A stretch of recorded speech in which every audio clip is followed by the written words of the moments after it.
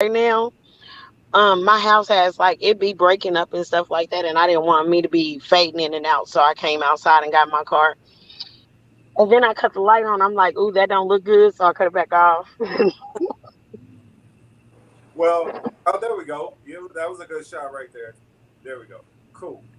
Um, so I guess we're going ahead and get started. Our other co-host will be joining us shortly.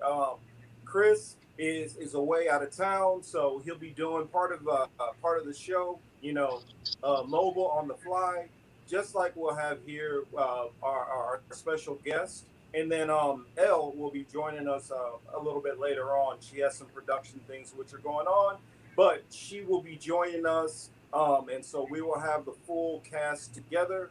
Um, so I figure in the meantime, we're going to talk about like some of the things that have been going on in the media, and I will introduce our guests, and then later on, after we get some of these other issues and topics out of the way, then we'll go on to talking about the candidacy of Cece, my good friend here from my hometown of Kansas City, Kansas, Wyandotte County. She's running for That's commissioner that. of the 8th District. Correct.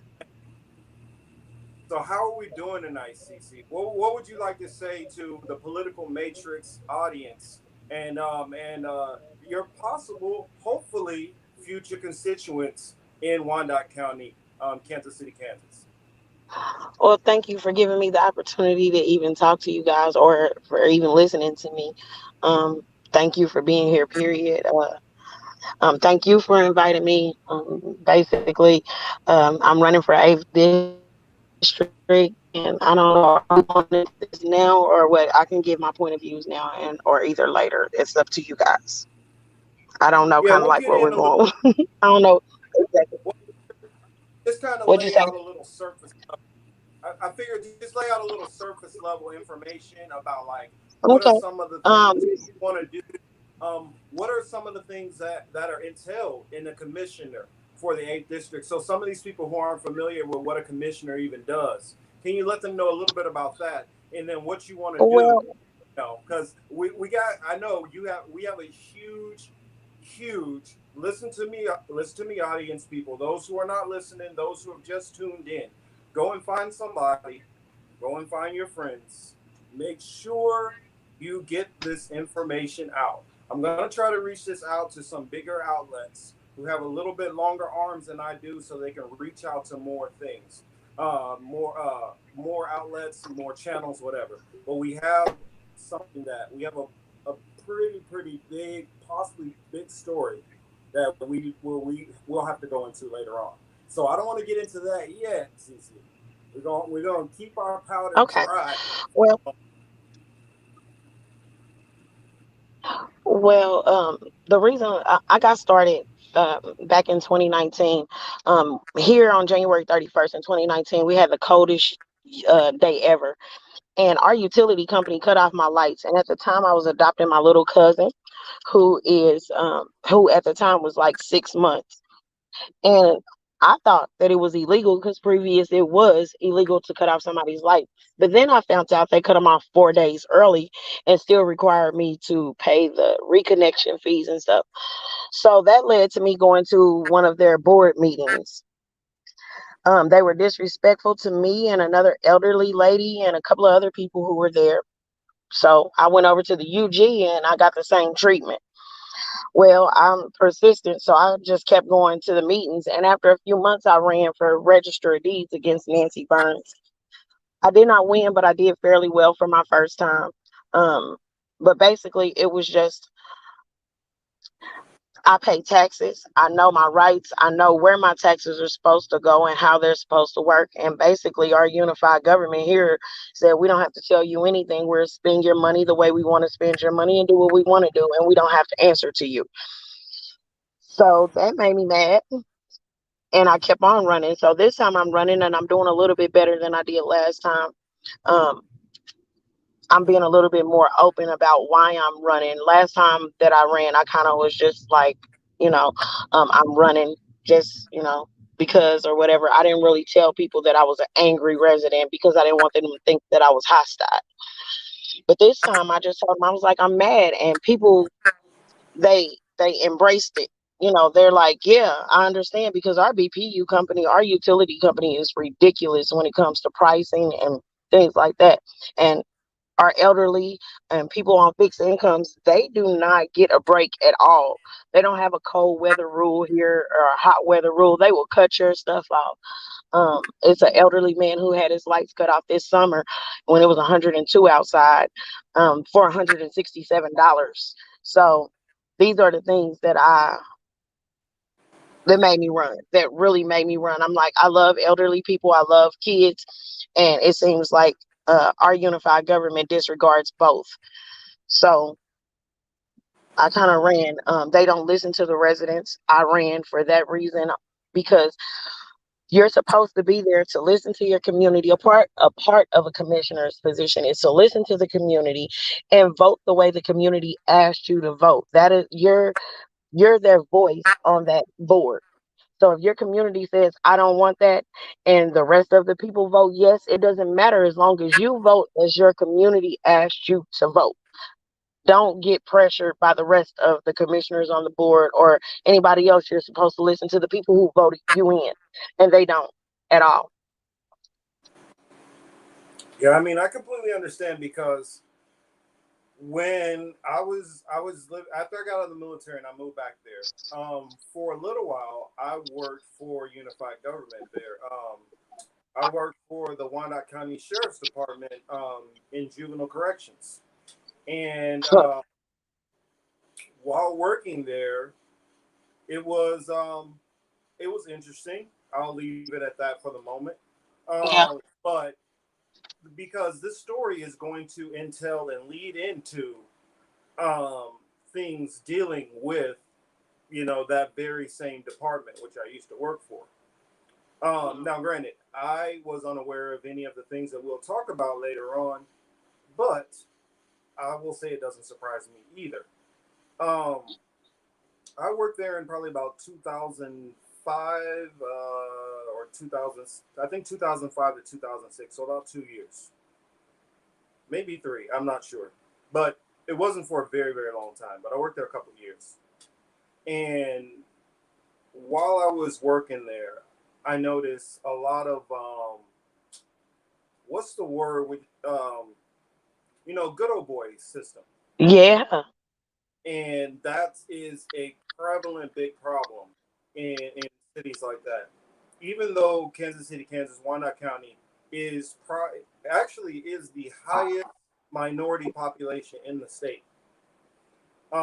And part of the reason why, a little historical footnote for you all, in Wyandotte County, there's a part where the Underground Railroad comes right up into that area.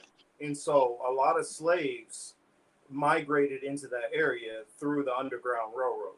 And so that's why it's a large percentage, because Kansas was a free state.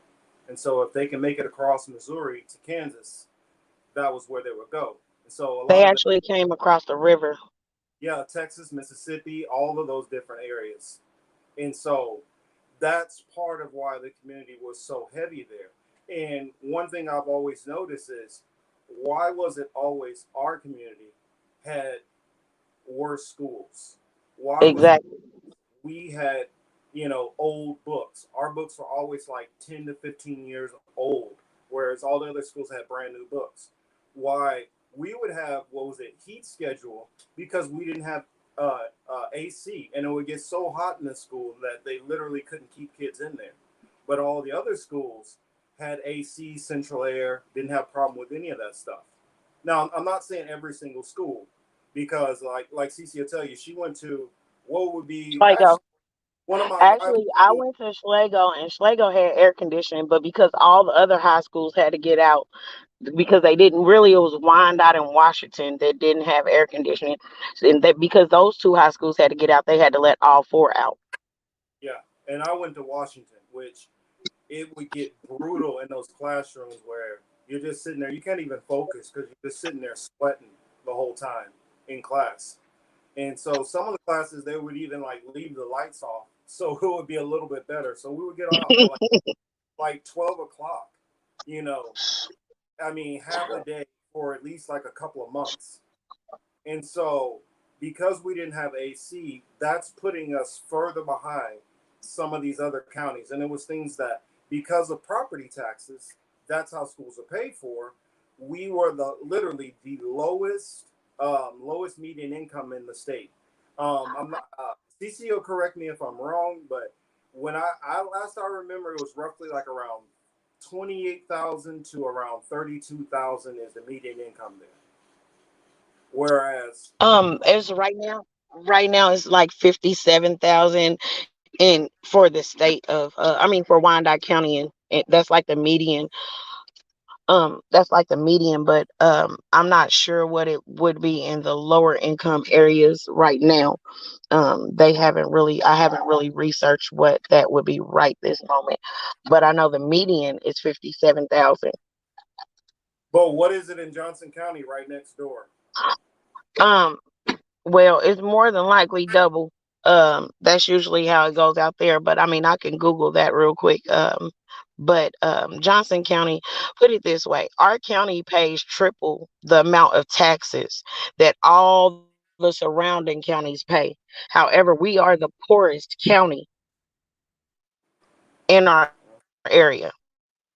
Taxes are 3 times the amount, and that was 2 years ago. I don't know if they went up more or now a year ago. I don't think they went up yet again to raise the taxes this year, so it went up some. I mean, I know that when I was Yeah. there, every tax in every single way. When we say the taxes, we're not just talking about like one tax. We're talking about mill levy tax, registration tax. Ooh, you don't even want to talk about that meal levy tax right now. That is ridiculous. But they've added a new tax to our BPU bill called the pilot. You don't, and big businesses are not required to pay those, like Walmart. But the small mom and pop stores, they were trying to make them pay $2,500 a month just in the pilot fee, not none of the other stuff. Now that did not pass because we raised all kind of heck about it.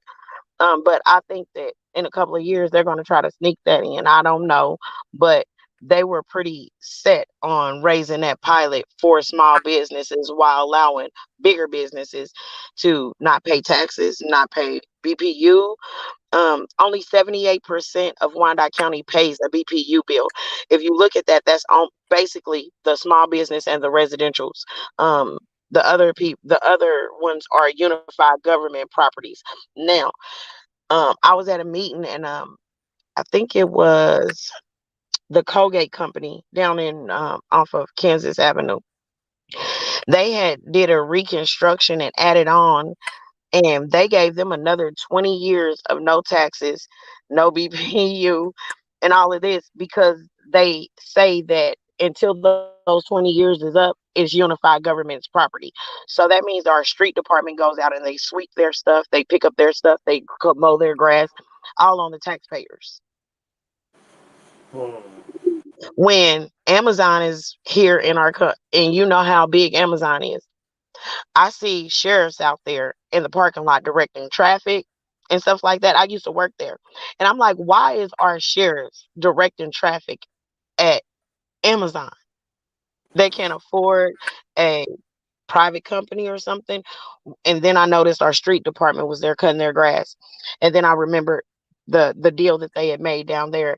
And that's when I started kind of like looking it up in Fairfax area, stuff like that. Those areas are basically called unified government areas so that they don't have to pay for the upkeep of the area or Hmm. taxes. Yeah, I mean, yeah, we could go on and on and on. But let's go ahead and bring them. Mr. Cage, I did want to say something about Yeah. the schools and the property taxes, and it's real quick. When you don't allow a certain culture to be able to acquire a loan to buy a home, how do you pay property taxes? Because the only way you pay property taxes is if you buy or own your property. So if you never approve a culture on a whole side of town, that's how that side of town starts to deteriorate while the other one side starts to grow. That is what kind of happened here. The opportunities were not as available to certain cultures here. And that is why USD 500 is behind, say, Johnson County. Um, and the other Bonner Springs is a part of Wyandotte County, but their school district is different. Turner, they're a part of Wyandotte County, but their school district is different. So they are like on a Sumner Academy level when it comes to, how their academics work and what level they rank at on a national level or whatever. They're up there with Sumner Academy on that level, while USD 500 is right in the middle of all of that. And 85% of our seniors graduating in 2019 and 2020 could not read on a level where they could go to a community college and succeed. Well, don't surprise me. And it's the same thing if you throw in Turner is not a whole lot better, but they're better, and that's still Wyandotte County also. And then you have what is the other one? Number forgetting Piper, where Piper Yes, is there also. But yes, I want to bring Emmanuel in real quick. For those who don't know, Emmanuel has had a lot of different stuff going on personally, and he's been kind enough and candid enough to share, what's been going on with him. And so, of us, who are always, to, fight against the system, sometimes it comes back to us directly to deal with it. So, Emmanuel, would you like to bring everybody to know what's been going on? Okay, can you hear me? Yeah, I can hear you. yes. Okay. Oh, I think. Hold on. Let me. I think. Yeah, I think you're echoing a little bit. Am I still echoing? No. Wait a little bit. Yeah, Um, of an echo. Could you mute real quick? she would have to mute too. Huh? Cece, do you know how to mute? Oh, I'm sorry. Right. Cece. Okay. I I wrote about it on my Twitter handle that I was evicted this past week. Um, what was fascinating about being evicted was literally while they were evicting me, Biden literally reported an eviction moratorium and said no one could be evicted until I think it was July, and then I think it extended into August. And I've just been dealing with the fallout of that, and I've been feeling angry and frustrated and just kind of messed up about the whole thing. Ironically enough, I in my past I have worked in the eviction process. Um, I just always thought that happened to other people, and I thought I thought all those awful things, high variant. Um, it'll never happen to me. They have a moral failing. Um, they it's just business, nothing personal, stuff like that. So when it happens to you, it hurt. It hurt like a lot, and there's a lot going on in regards to the situation that I can't specifically talk about, but I've been inherently grateful for everyone on Twitter that came out and supported me being evicted. So Chris, Marcus, all of them, just the outpouring of support meant a lot for someone who, for me, who has been having trouble sleeping and eating and focusing. You know, it's been a mess. I don't even think I can be on here that long. That's how badly it's stressing me out. So I just wanted to clear it up. I was evicted. I'm fine. I'm staying with family. Um, I will definitely keep talking about it because I do not want to go into July 4th and hear Biden say that everything is fine. No, everything is not fine. I refuse to let him have that after what happened to me. So Well, I mean, I completely understand what it's like. I mean, I've definitely been there before. I don't want to take away from the situation at all, from what you're you're going through, good. any kind of way. But I understand what it's like. Um, for instance, not that long ago, maybe what 15 years ago. I mean, it might not have been that long ago. I think it was. It's just some things you just want to blur out over time.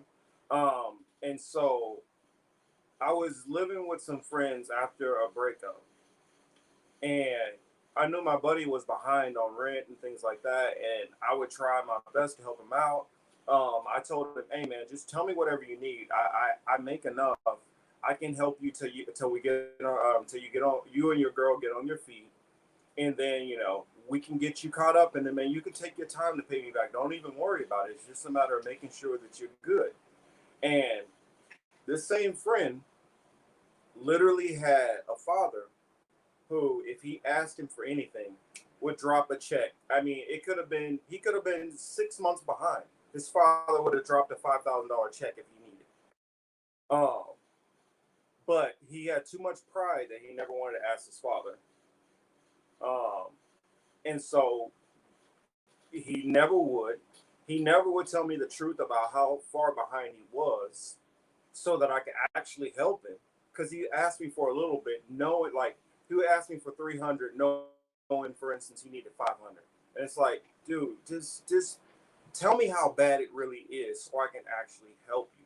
And so all of a sudden, I'm coming home from work, and then he's like, "Hey man, we got to get out, we got to go," and I'm like, "Where? What are you talking about? I thought we've been working everything out. I know you were some behind some months, but thought everything was good." He was like, "Well, I mean, I guess I didn't really tell you that like that was just for like this other month, but I didn't tell you about this other month that I was behind on." I'm like, "Man, you could have told me that."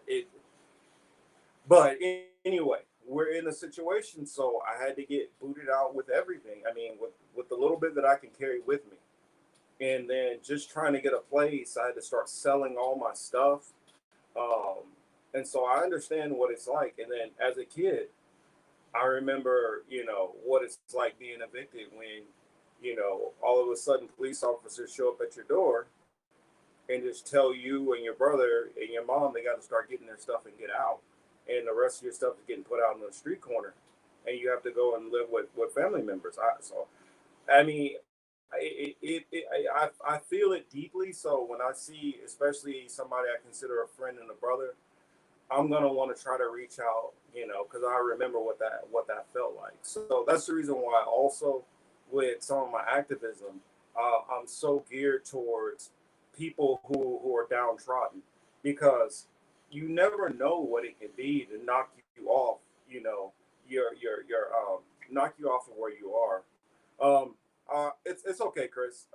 Chris is traveling, so we're having some technical difficulties getting him on. So if he can't get on, apologies, but he is trying to get on. Um, so I understand what that's like, and all I can say is just keep your head positive the whole time. Don't don't let any of the negative thoughts and the weariness bother you. Just keep in your mind that this is temporary, temporary. Just be bullheaded and just keep troweling through.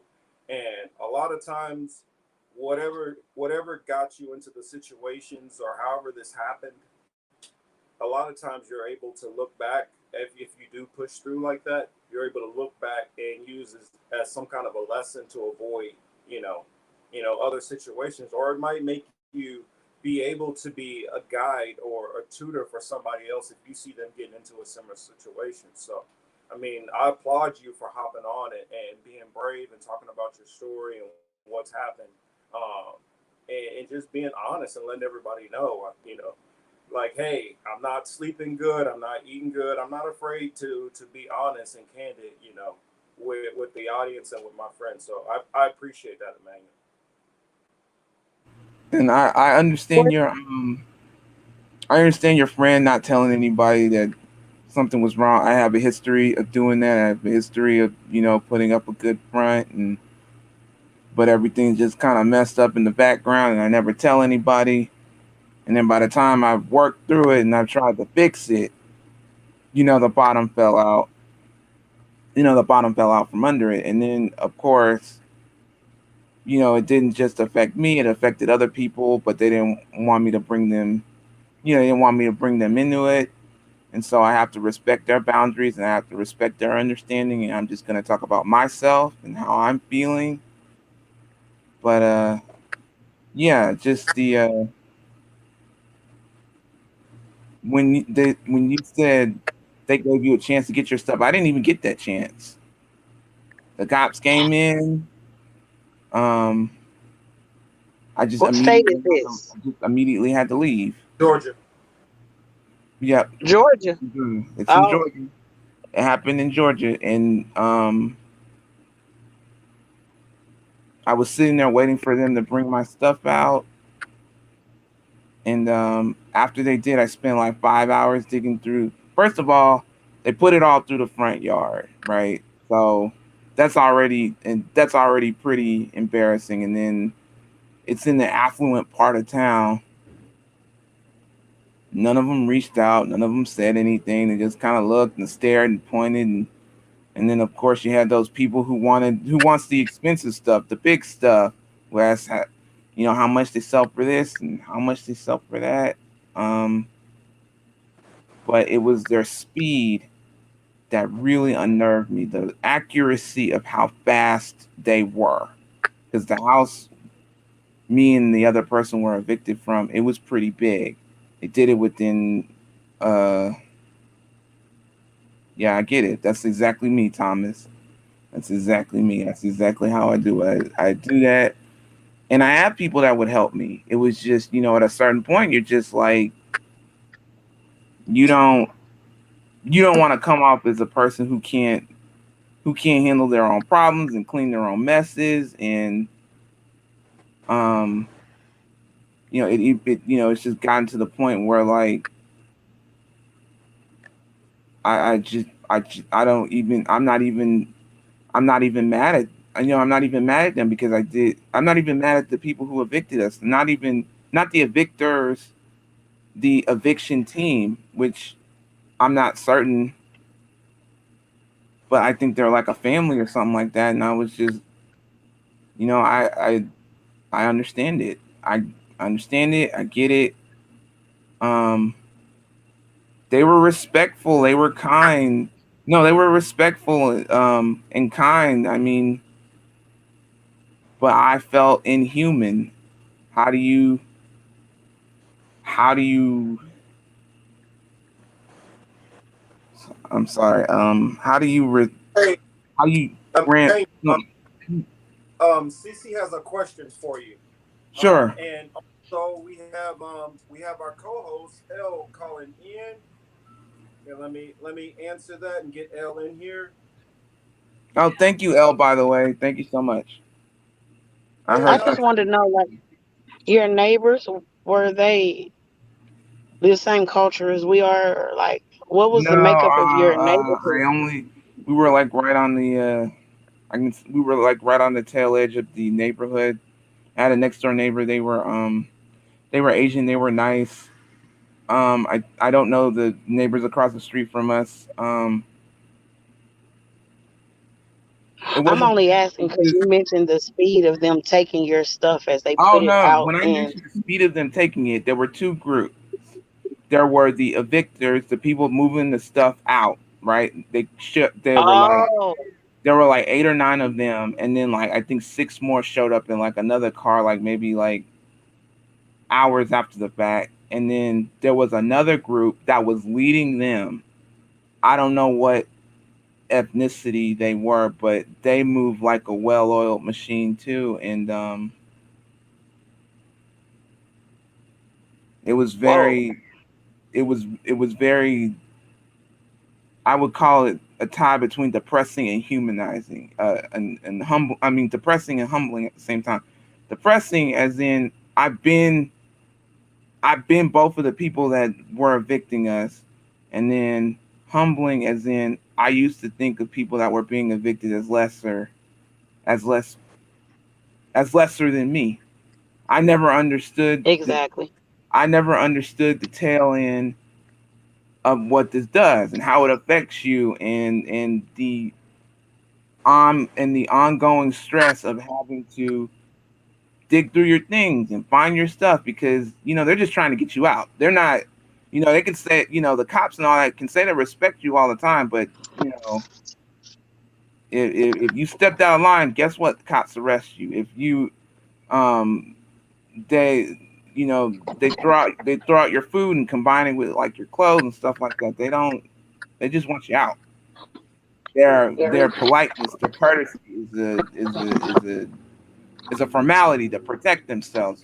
They're real, because like I said before, I have experience. I've done this before. We didn't care. It was just business, nothing personal. I'm just following orders. I literally said all of those things, and part of me was just like, maybe that's karma for all. Maybe that's karma for all the times I did it, and I didn't really think very highly of the people I was doing it to. And I know that's not.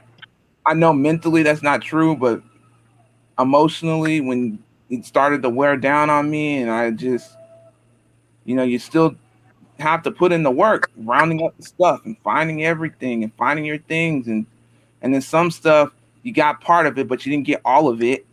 So you have to go out and you have to buy more stuff to fix, to maintain the stuff that you were able to actually find, and and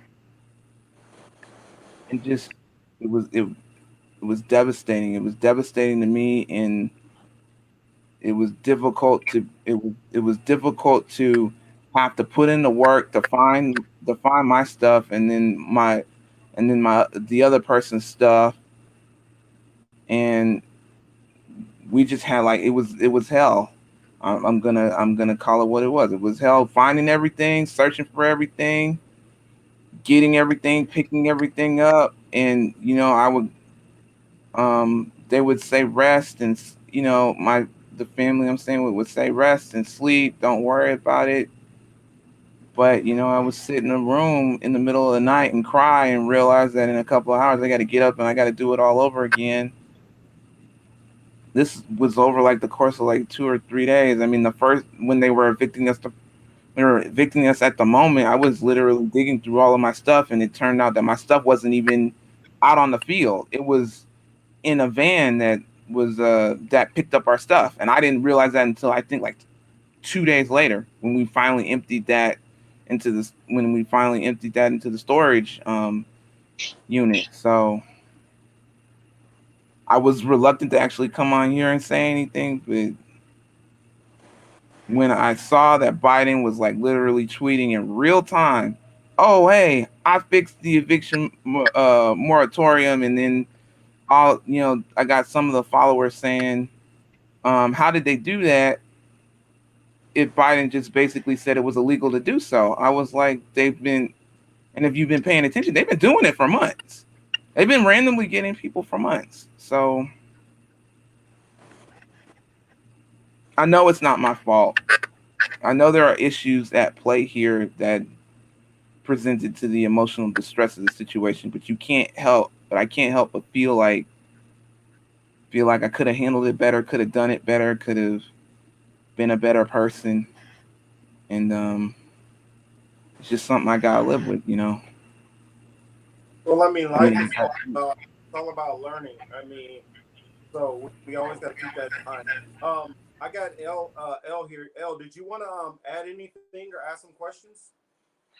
Oh yeah, I just wanted to say that I've had very horrible experiences with having not an addiction situation, but after I got in a car accident in 2014, I was out of commission for a while. For months and months, I was not able to go to work, and I had to put up a GoFundMe, and nobody else was going to do it for me, and it kind of felt embarrassing.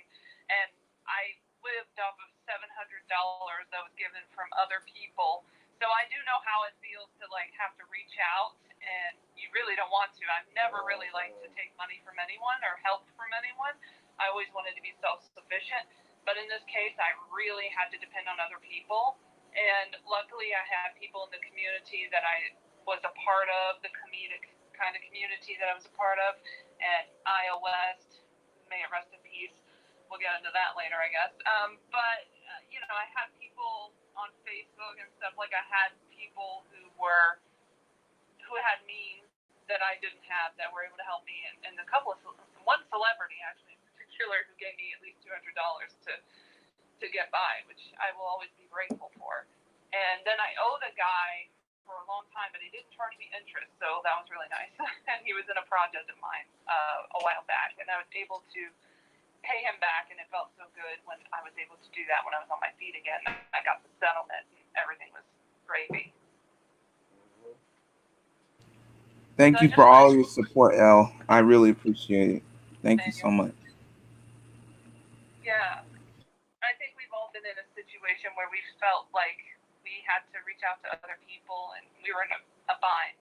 And so it's good to have people in your life that you can count on, even if it's not like family in some situations, people who don't really know you personally, but they just want to help out. I think that's a good thing, and I think it's good to crowdfund. I don't think crowdfunding in and of itself is bad, but I think it's been politicized a lot by CIA agents and whatnot. But that's another story. You know, they don't need our funds, so they need to go away. But you know, everything gets co-opted eventually, even GoFundMe apparently.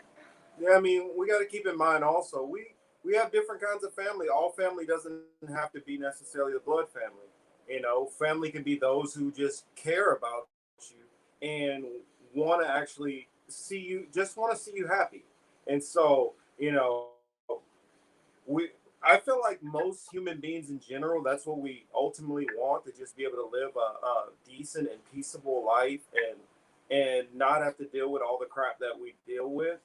But unfortunately, you know, we talk about all these different issues, but you know, for those in the audience who sometimes forget, you know, we're all real people also. I mean, we're going through everything. I mean, Emmanuel had this situation with the eviction. I mean, a lot of people didn't know a good chunk of the show when I first started out. I didn't have dental care for a long time, and so I had really had some issues with my mouth, and I got for a while it just got to the point when I stopped covering my mouth and stuff, and so you know we all go through different things, and we all need to be sympathetic because we never know when those different things are going to come around. And now we're on the low end of the totem pole, to speak. So you know, in keeping that, I mean, I've always been a person who, the underdog, it's about whoever's struggling at the bottom is the person who needs to be taken care of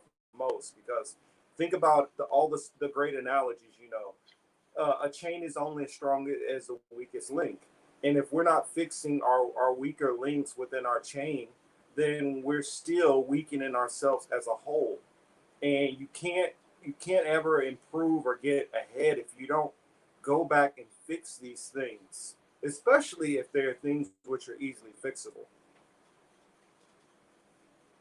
Um, and I know you're tired, Emmanuel. So anytime that you feel like you want to hop out, you definitely can.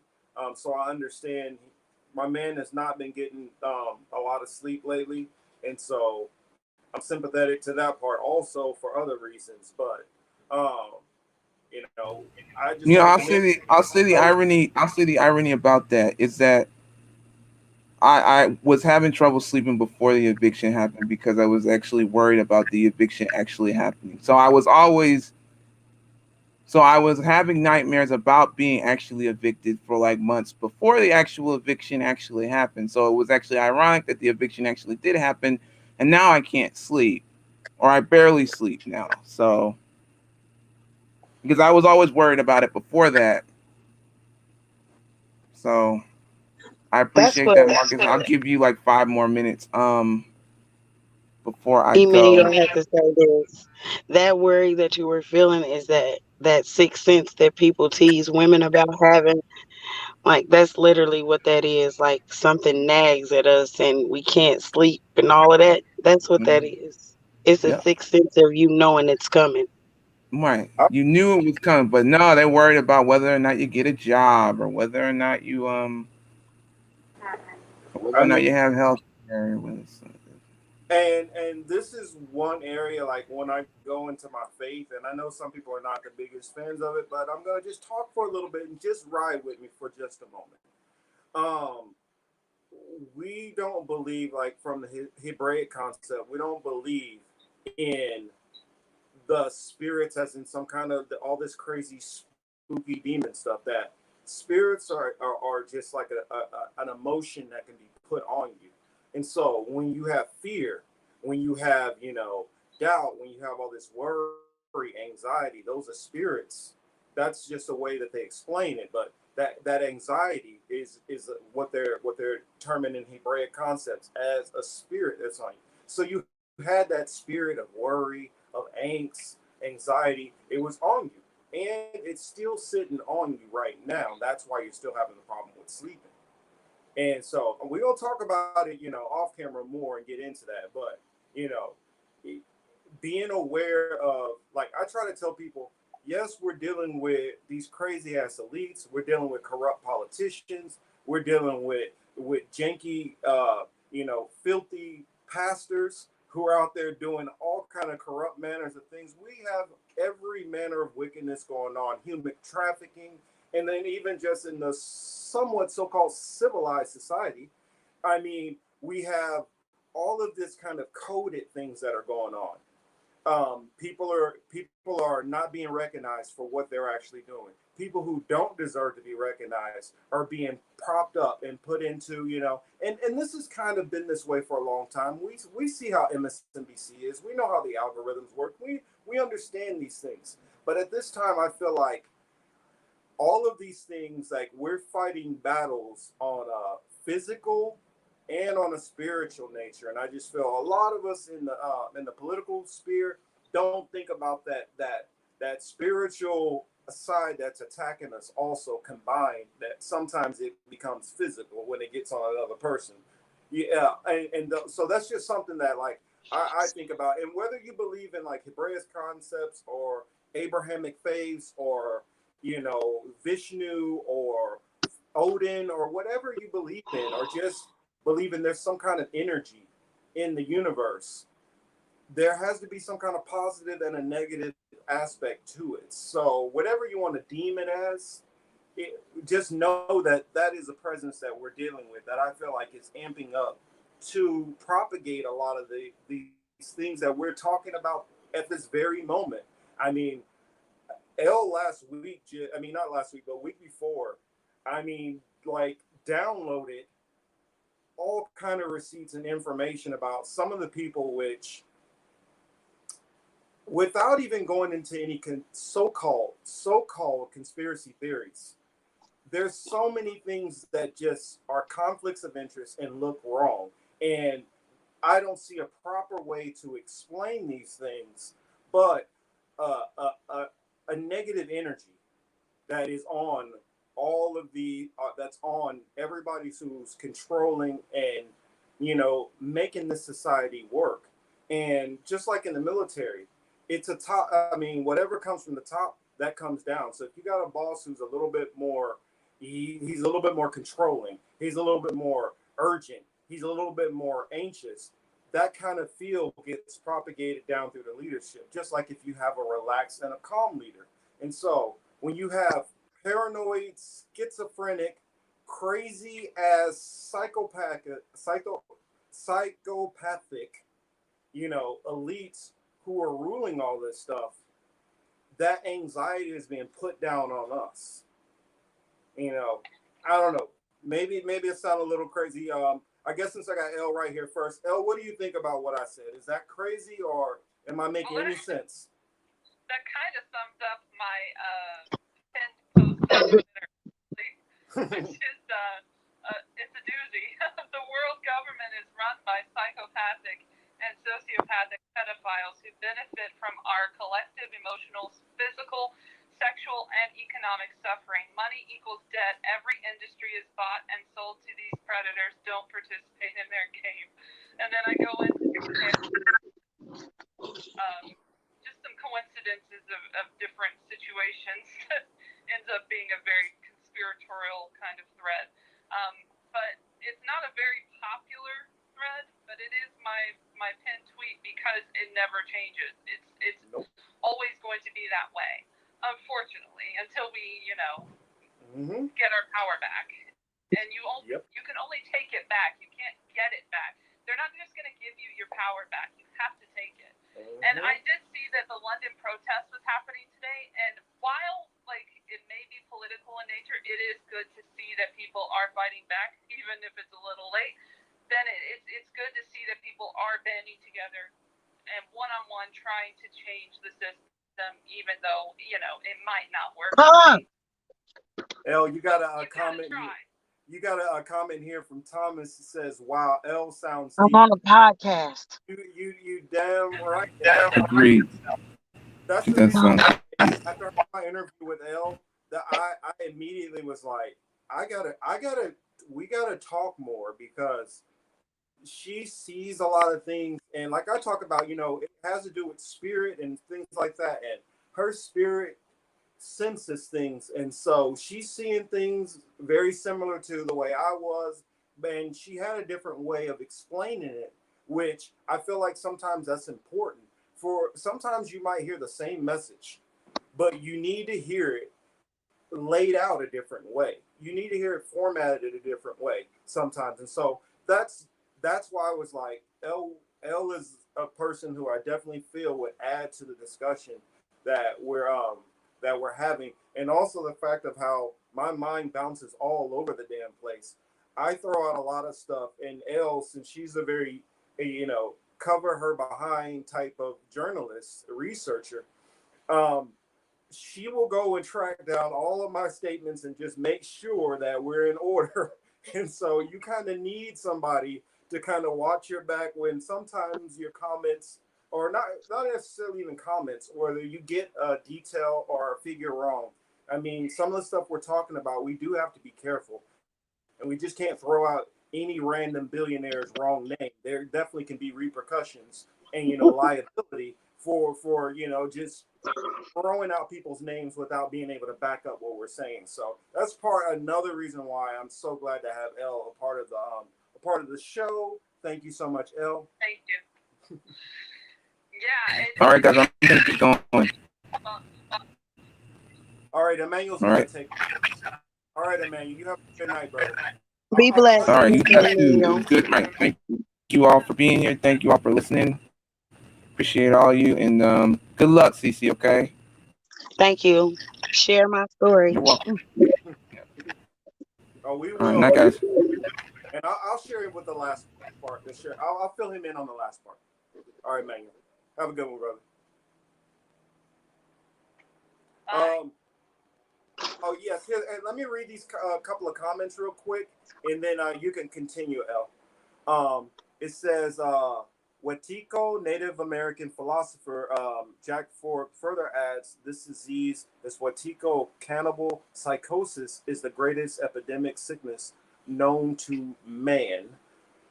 We, as a species, are in the midst of a massive psychic epidemic, a virulent collective psychosis that has been brewing in the cauldron of humanity's psyche from the beginning of time. I felt like that was just a good comment to add with what you were talking about. But yeah, going ahead, Elle. Oh yeah, well, I don't know. I think it's interesting that so many in the public now seem to be, again, because throughout history the same thing happens. Seem to be kind of smarter as a collective than the president of the United States again, and that's pretty interesting to see see when it's on the other side. I wanted to get to that because there's so many Biden lovers for some reason still who praise him and Fauci and everybody else, who were saying all of this stuff about the last president who was the dumbest thing since sliced bread, and he keeps saying the stupidest shit now, and they keep applauding him because he's on the right team, which isn't even the right team because technically he's a Republican if we really look at his record. But that's not the point. But he literally had a speech, and I had to watch 22 minutes of it, the whole thing, because I need context. Because I can't just go based on Twitter trending stuff like Latinx. I had to go past Latinx, which was or Latinx or whatever they call it, which is not a real word, but we were pretending it is. And it was trending on Twitter because he said that they would probably be worried about getting deported if they got the vaccine or some stupid shit like that. And I don't know exactly what he said actually regarding that because I was too busy listening to him at the 6:25 mark in the video that I can link to below. But it's when he says the Tuskegee airmen were afraid to get, that they were experimented on.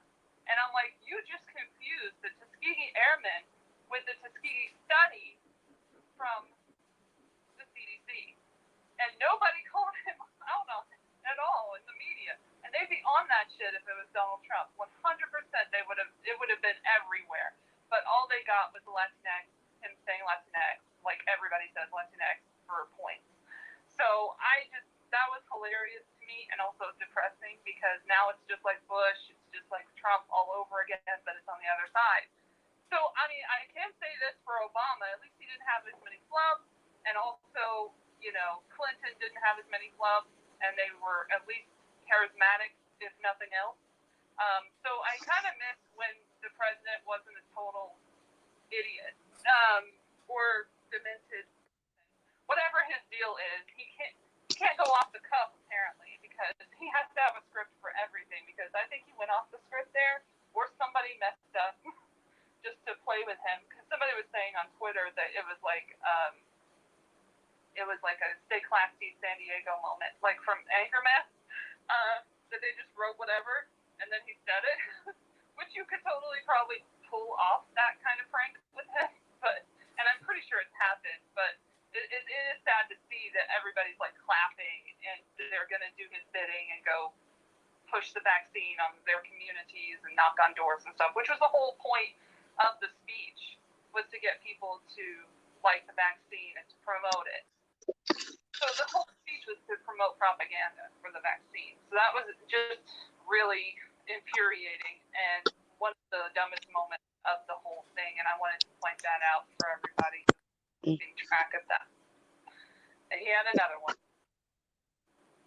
This is our president. This is our spokesperson for the United States. He's going to get vaccine to COVAX, which is run by Seppi and Gabby from the Bill Melinda Gates Foundation, to all these wonderful poor countries so that they can get sick just like our people, but probably more sick. Well, I was going to ask you, I'm trying to remember what it's called. Please help me, Elle, if you can. That new variant that they're talking about. Delta. Yes, the Delta variant. The Indian variant because it's ridiculous. So now you got.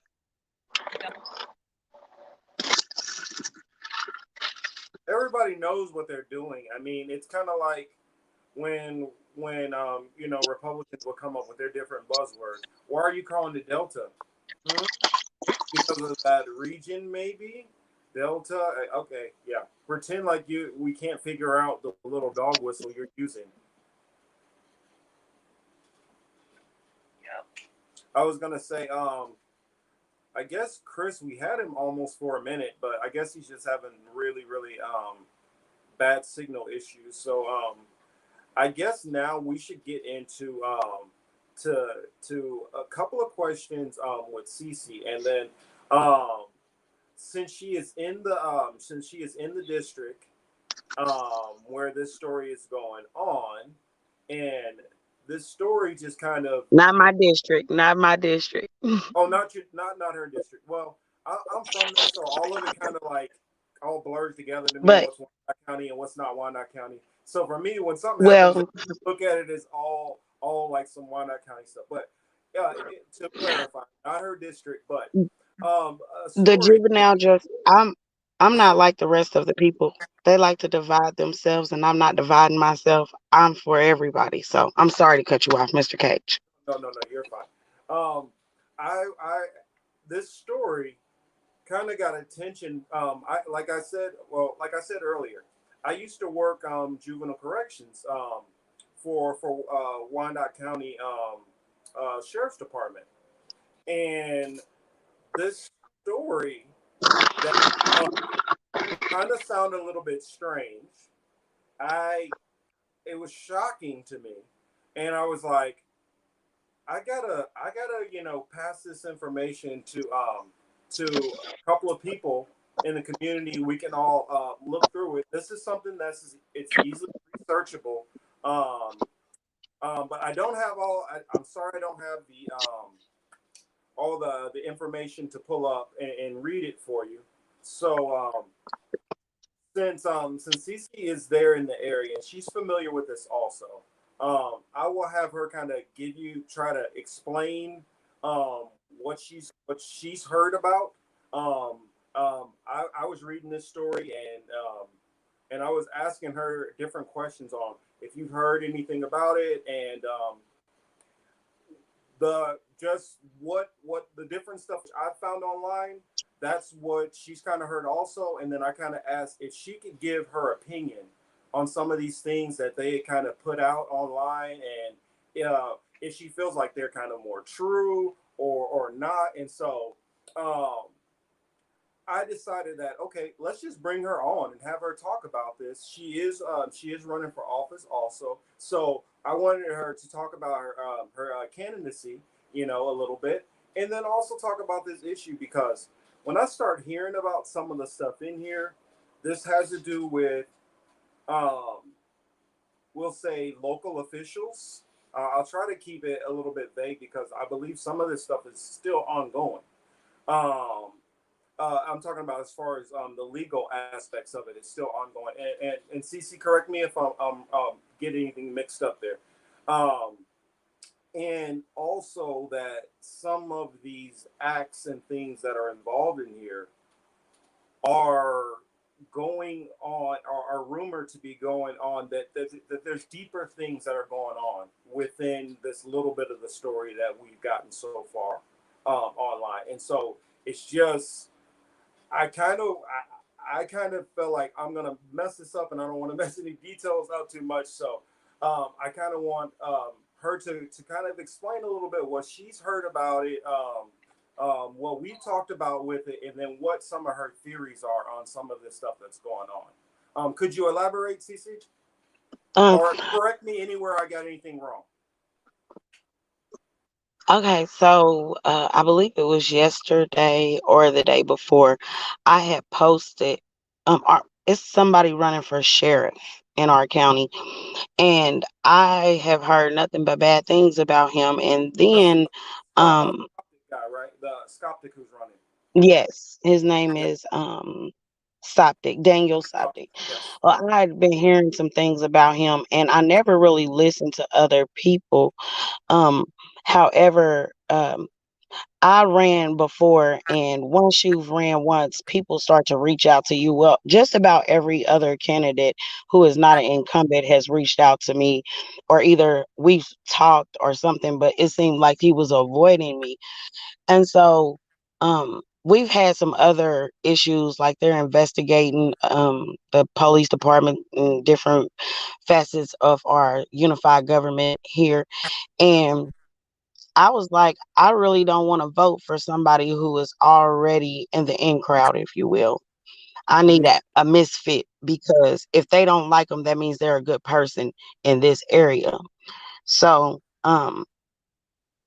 I put up a post about him. He was standing outside of a JDC center that was brand new built around 2020. I think they cut the the ribbon cutting, and he had the biggest grin on his face. And I'm like, anybody who can be standing outside a juvenile justice center that I fought for $6 million, but somehow it ended up being $26 million. I don't know what that's about. I'm still checking into that. But Didn't Cece, in some of the pictures, didn't they have some of the actual residents or inmates in the picture? yes, they did. They had the babies I'm like, outside. And I mean, he was just grinning with the most evil grin that I mean, it just did something to me. So I wrote a post about it. And one of the ex-employees who happened to be one that watched the children got on my post with receipts. And I was like, okay. So somebody who the juvenile justice center, or that's what they renamed it, juvenile justice center. Okay. But um it sits closer to this person. Her name is Lisa Walker Yeager.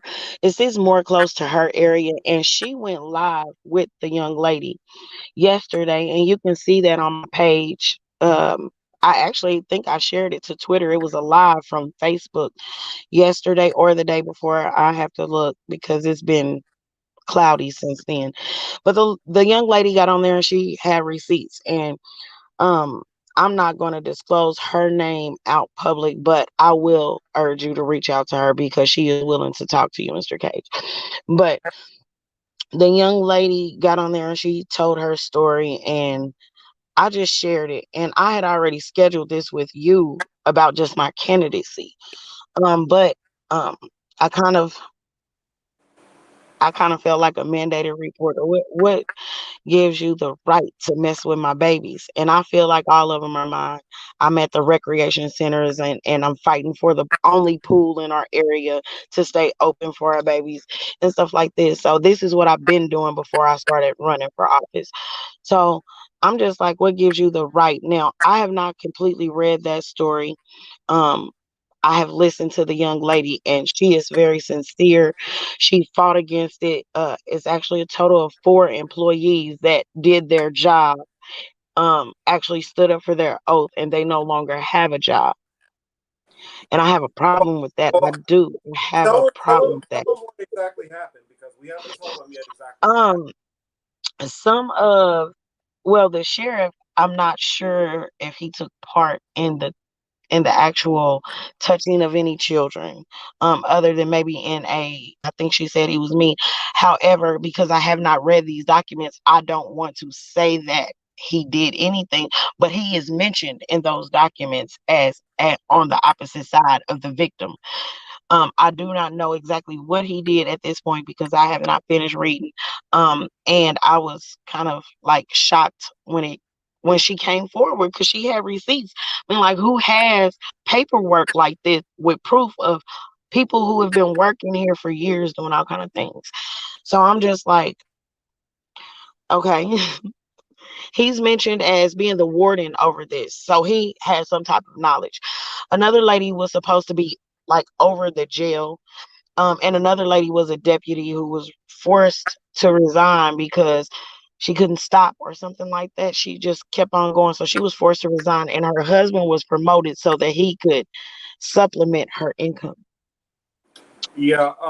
What people don't understand is okay. I'll tell what I've read Oh, about shit. Oh, I'm it. sorry. I'm sorry. My son That just scared they, me off. the eighth district, Mona, the eighth district in Kansas City, Kansas. That's what the KCK is. Um, but what I read in the report, that there are multiple cases that are going on. One of the cases is going on actually in North Carolina. And then there is a couple that are going on right now in the state of Kansas. Um, it is alleged that this person who's running for sheriff did something himself in North Carolina and also may have covered up things which went on with employees within his department. And it almost looks like some kind of covering up of some of these accounts and silencing of employees. I Um, have to say that nobody was ever arrested. We never heard anything about it until we heard this young lady talk. Um, there was no coverage of this at all. And I was at City Hall from February of 2019 all the way up until the pandemic really hit. And this stuff happened before this time and around this time. So it was really hushed. Now, during this time, two officers was murdered by a man they were escorting him to the jailhouse. Somehow he was hold on. behind them. He was behind both of them. Hey, Cece, hold Uh, on. I got seriously. I got to deal with these silly people real quick. Hey, I am not locking out Chris. Y'all stop playing with me. Chris is my boy. I am not locking him out. And Mona, you better stop it. Mona talking about trying to steal my co-host. You better stop. I worked hard to get my team. You're not stealing none of them. You're not stealing L. You're not stealing Chris. You're not stealing Manuel. So stop it. All right. Sorry, Cece. Had to deal with that crucial situation I going on. understand. In the Whew. middle of all of this, you have to consider that there were a couple of young deputies, and I can't remember if they were regular police officers or sheriff deputies, but they were murdered. And supposedly they both were walking in front of the prisoner, and somehow he got a gun and killed both of them right in the like courthouse lawn. Like, how does that happen? I don't know the circumstances, but I just say that I don't believe in coincidences. And I don't really trust anything right now. And after hearing this young lady's story, I really do not trust anything.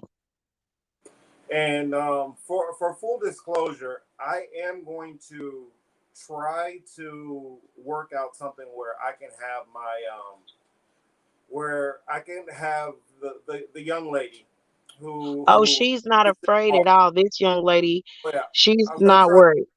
to talk, but she does want to have a certain amount of anonymity. So we're gonna work on getting that situated, and then when she's however we get this story out, we need to get this full story out because some of the details which I've heard, I mean, it literally sounds almost like some of the situation that was going on with a Ghislaine Maxwell.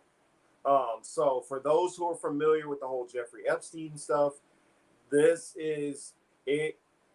This is getting into that kind of territory. So this is what I'm saying. This is such a big Um, story that we need to pay attention to. Marcus or Mark, I have to say this. The young lady who reported this story went live unanonymous in this area. Okay. She is not afraid. Where you were mixing up young ladies, the other lady might want to be anonymous. This young lady does not. When your next show airs, she'll probably be ready because she wants to be free. She's been walking around in fear and silence, and she's like, I'm ready. So I encourage you to reach out to her as soon as possible because she'll come back and she'll fill you guys in on the inside of what she's seen. Um, and she got other receipts that she took herself, not something that she got off the internet or paperwork like that. She has other receipts that I won't mention here. But yes, I would urge you as soon as you can to get her on here, to say her piece. Yeah, I mean, when I heard stories of possibly, I mean, multiple numbers of underage girls being trafficked, um, the hair on the back of my neck stood up. I was like, whoa, yeah, we have to take this kind of thing seriously. Um, you never know when you're the person who's asked on to talk about these different types of issues. Um, but if you're called to do it and it just happens, you happen to be in that situation, you need to stand up and try to give a platform to voice these kind of things. This is what we're ultimately here for. And so, whether it's information that we're searching out for or stories which just kind of we just run across, we need to fight against all these kind of things all the time. So.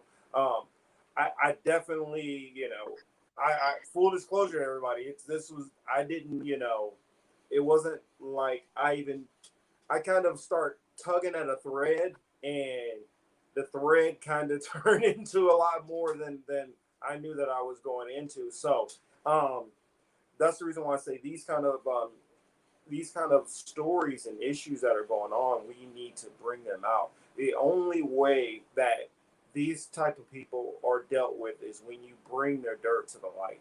And so when you bring their dirt to the light, they can't hide anymore. That's their major weapon, being able to hide. So as long as we're just shining that light, any of your other content creator friends that you know of who would like to also try to get this story out and do as much research as we can from the independent community, please have them reach out to Cece, um, or myself or anybody from the political matrix. We all take these kind of subjects seriously, and we all want to do what we can to try to fight against it. So please reach out to us. I am also going to try to reach out to a couple of other content creator friends of mine and see if they can amplify this message. And also the candidacy of Cece Manck. We need to have people out there who are fighting and who see the ugliness and not gonna say, well, they're better than this last person. It's just like Elle was talking about. A lot of these people will say, well, they're a little bit better than this person, but all of these people are crap. And so we gotta always be not we can't accept just whatever they put in front of us. We gotta always demand more. Elle, I was wondering, did you have any questions you like to ask CC? Um, no, I was just riveted by the document that I found about Florinda Zamora, the plaintiff in the Unified Government of Wyandotte County and Kansas City, Kansas, case number 17CV2261JAR, which had a lot of information and really just um, proves that she just did her due diligence and was really on the case of figuring out what was going on at this juvenile center and the horrible things that were happening to these kids, and and these relationships that were highly inappropriate with the officers and everything. So I just thought it was a riveting document, and I recommend that everyone read as much of it as you can. I know it's 52 pages, but I perused through it last night and really gave it a good look see, and I almost teared up. It was very sad to read, and it's just one of many cases. I'm sure across the United States this is happening in What? so many places, not even just juvenile centers, but like we've seen abuse happening with boarding schools all over the place as well. So these children are at risk, and we need to help them as much as we can and get the word out. And again, as you said, there's no real like lesser evil because it's a big club and we ain't in it. And it's about blackmail too. There's just so much more to it than the surface that you see. Yeah, Um, and I thank you, Elle, for doing the digging in. For those who don't know, when I started going over some of this stuff, you all know that I'm always juggling a bunch of stuff, and I've been trying to read it, so I knew I would be a little bit behind on it. And so I asked Elle to try to go through it and read it and check out the stuff. And when I got back to Elle was like, this is a lot of crazy stuff going on here, and this is pretty thorough, you know. So, um, once I heard back from her, I started trying to read a little bit more faster to get up to seeing some of the stuff that she was talking about in there. And then once I start seeing that stuff, I was like, whoa, whoa, whoa! I didn't realize it was to this level, because you hear little rumors here and there. And then at this time, I had already talked to CC, and we had all talked about all these different things the for her race, and talking about her different competitors and different things like that. And then once this came up, it was like, have you heard about this thing here? And she was like, as a matter of fact, I kind of have heard about it, and it's kind of been an issue that I've been fighting against myself. And so, you know, I don't mind spending some time talking about this subject and getting on and helping you, get in touch with different people here and there, who are in Wyandotte County, that we can start getting, this information out. So, I'm very glad that Cece reached out to me, and I do wish her luck on her campaign. Also, I don't want to forget about that, but I definitely want to figure out what is going on with the situation, and we need to shut this down. So, I mean, that's where my focus is. Sorry, you were saying something, Cece? Yes, actually what I wanted to say is after I found out about that case, it kept on bugging me. I'm like, well, if it was that easy to Google, I'm sure it's not the only one. So I just started putting in the alphabet like D versus. And so I finally just put in case versus like CASE versus Wyandotte County of Unified Government of Wyandotte County. And the floodgates open. It's all kinds of cases in there. And I have not even, I didn't even open them. I opened the first one. It was an employee named Sharon Parker or something like that from 1999, the year I graduated school. I'm like, this is freaking crazy. I just closed it because I really need to focus on getting in this seat if I really want to change anything. If I aim to change just my area now, it might be a domino effect for other people to say, you know what, good people are out here who are qualified. They might not be career politicians, but they are qualified for the job and they can run and they should. Every time you should fill that ballot because what we found out is a lot of them were going unopposed. So they just walked right in the office, and that's what started kind of this. It's some other people on the ballot who are just like me as well. So I encourage you to reach out to all of them and see what they have to say because each one of us have our own story. Well, it's like when I that caught my attention with I'm trying to think of what was it with the former mayor, was it Joe Reardon? Was, Hmm. was it Joe? Yeah, Joe Reardon. And I know he only got into office basically because he ran on his father's name. I can't remember what was his father's name, Jim Reardon. And Yeah. so I remember as a kid, like a lot of major functions, we would have literally at his father's like convention center, the Jim Reardon Center. Yeah.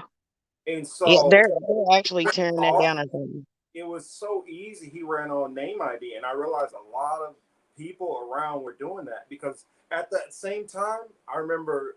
Sorry, mom, I got to put you on blast here, but when Bush was running, George Bush Jr. was running, because in her mind she didn't internalize George Bush Sr. as that bad.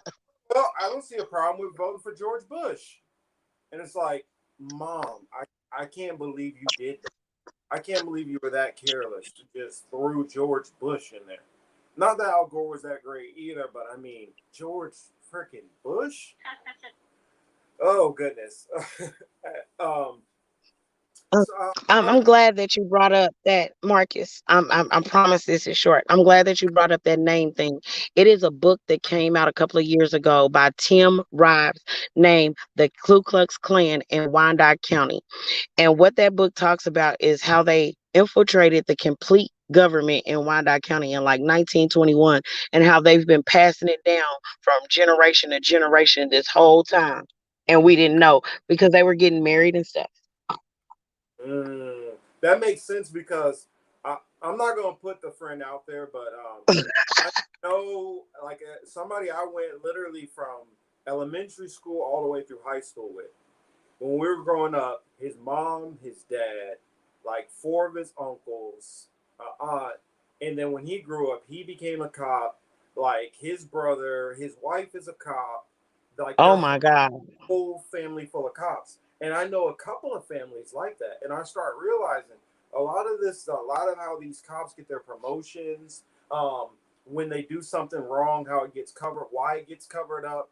Sometimes we'll automatically think it's a race thing, and it might be a little some of that to it, but it literally like the chief's son is the one who suffocated this guy or whatever, yeah, that might be why they're covering it up.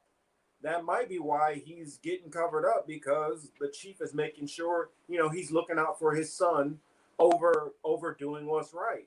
And you have so much of this conflict of interest, so Nepotism. much of this nepotism, and Nepotism. especially in Wyandotte County where we grew up. It's not only in the police department, you see it throughout everything, even to the Board of Public Utilities, which you was talking about earlier. It's all the way through their whole infrastructure at the top. It's all nepotism. Get the Who's book. Get um, the book. the superintendent of schools, my aunt, she was like number two or number three. Well, is with the school board right now, and she's probably one of the most brilliant people they have. And for some reason, she just can't win. It's always the people who literally take her ideas and then propose them, and then they get taken in, and that's what everybody does.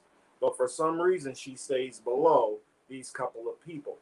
And I'm pretty sure once you get into it, you'll see that they're connected to this person. And what you find out is the person over superintendent is related, or or the in-laws of the person who is at the mayor's office, and it's all back and forth and all intertwined. And I mean, I remember the police force when I used, because there's places, because they don't actually have like an academy, they they'll a lot of times do it at the community college. So for those who know, it's like Kansas City, Kansas Community College, and that's on. You ain't been home in a while, have you? No, I haven't. Have you But not been home? no, I haven't. They But actually got a police department at the community college now. oh wow. So they just say we're gonna put the. Yes, and I at Indian Springs. Well, I knew about Indian Springs. And for those who They don't know, have a when police, when we were growing up, and US I and learned the public about. school district has their own police now. Mm. I know Indian Springs because after the mall like completely collapsed, it was just a place for old people to walk for the most part. And you only had like Harold Pinners in there, and a couple of places. And then when they moved out, it turned into like some kind of kids created place, and then a dispatch place. And I guess eventually they said, go ahead and convert it all the way. So, I mean, it makes sense. And if you think about it, well, anybody who if they are in that area, this part of town in the lower, I guess, numbered streets is the so-called heart of the, let's say, minority community. And it would make sense that now you're what quadrupling the amount of police to that area. Now, if you go out to 130, what is it, like 125th Street or whatever, out to where the Legends is, which is a brand new, like, nice built up area that came out after the Kansas Speedway, our major NASCAR track there. And when they got that, they did a lot of eminent domain, kicking people out of that land to get it. And then they also gave them a 50-year tax abatement, um, which they charge everybody, all those businesses which come in, which go into those little shopping centers. They charge them out the ass while they're not paying taxes. But go figure. But anyway, all the focus is focused on trying to keep more and more of the people on this other side of town. And I mean, Cece can correct me where that line is kind of shifted now. It was like roughly about like 56th Street. And I really want you to go too much past there. Maybe they might have inched out to like 65th by now.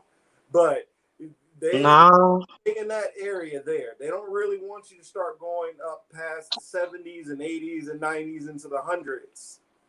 actually, in the mid 2000s, right around the time you left the police department, they were putting a landfill over on the old Quindale ruins.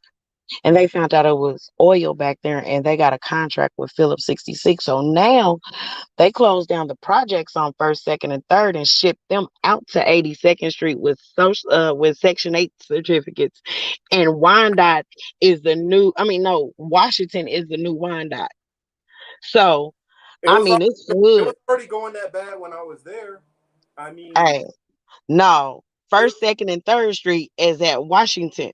So imagine that. I this mean, is the hood of hoods now. oh yes, 80s are the hood of hood now. It is crazy to go out there and see them acting like that, because that was an area that was prominent, and you had to not be loud, and you had to dress right. You couldn't be hood going out that way because you would get in trouble. Now they're more out that way, and the others are coming back down this way so that they can buy that land over there with that oil on it, or put people off or Oh, whatever.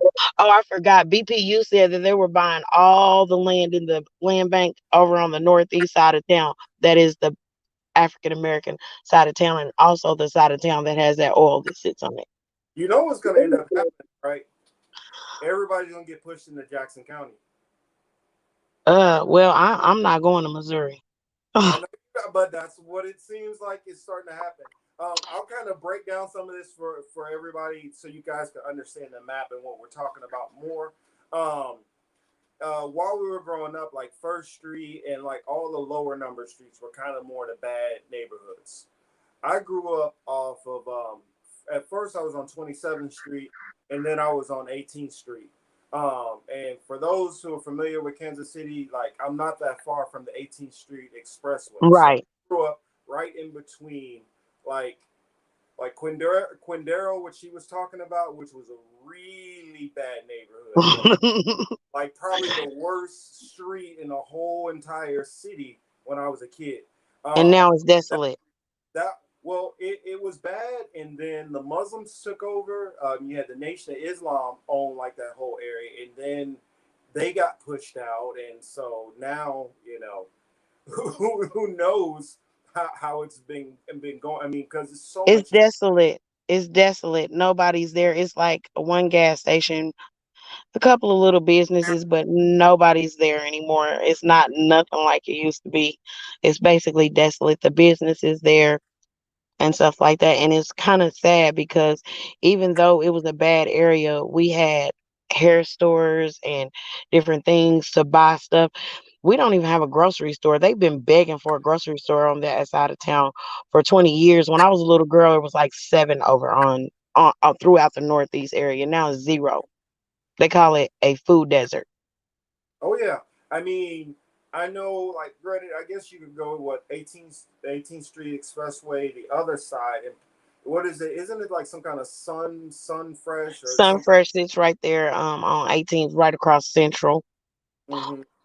But what about the elderly people who need a store Yeah. that's like 5 to 10 minutes away? That's And what, for those who don't know, public transportation in the entire city, it doesn't matter Kansas side, Missouri side, Wyandotte County, Johnson County, Jackson, Platte, it doesn't matter.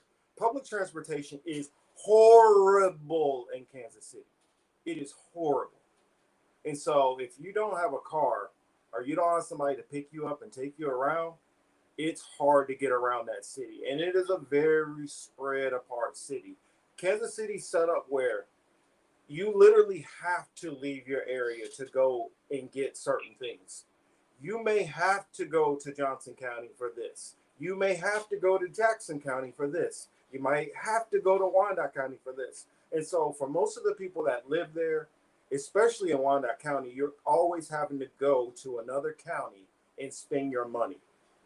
Almost always. I mean, now it's gotten a little bit better, but especially like when I was a kid after the major mall Indian Springs went down, and we had a lot of gang violence. They were having shootouts literally in the mall. People stopped coming, and so what happened is the highway transportation is great in Kansas City compared to most other cities. So you can hop on the highway in 15 minutes, be in Johnson County, and go to their mall. And so that's what they did. They built up the mall to get all of those people who didn't have a place to shop all of a sudden. Um, then you had the only thing that was really propping most of the economy up there was the dog and horse track that we had. Well, when they approved gambling on the Missouri side, which we literally passed it like 90 something to like 4, the rest of the state denied Wyandotte County from getting it to keep us more poor. So what happens is it goes over to the Missouri side right next to us. And what that did is it destroyed the woodlands, the last thing that was helping keep that community afloat. Then what happens? Everybody starts migrating out of the city. Some people go down, I mean, and sometimes it's just across the metro. Some of it is Atlanta, Texas, California. a lot of California, a lot of outside, and that's where people get. That's where most of those Kansas City people go, especially in our peer group because we graduated the same year, both in '99. Most, I'd say easily half of my graduating class does not live in Kansas City. 50% Nope. Nope.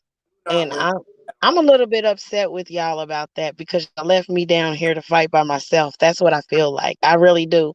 Um, I be wanting y'all. I'm like, okay, I got a group of people together, and some of y'all need to come back because look at here. um, it's a thick down here with this, and I feel like all of y'all are gone, and it's only old people and young people here with us, basically.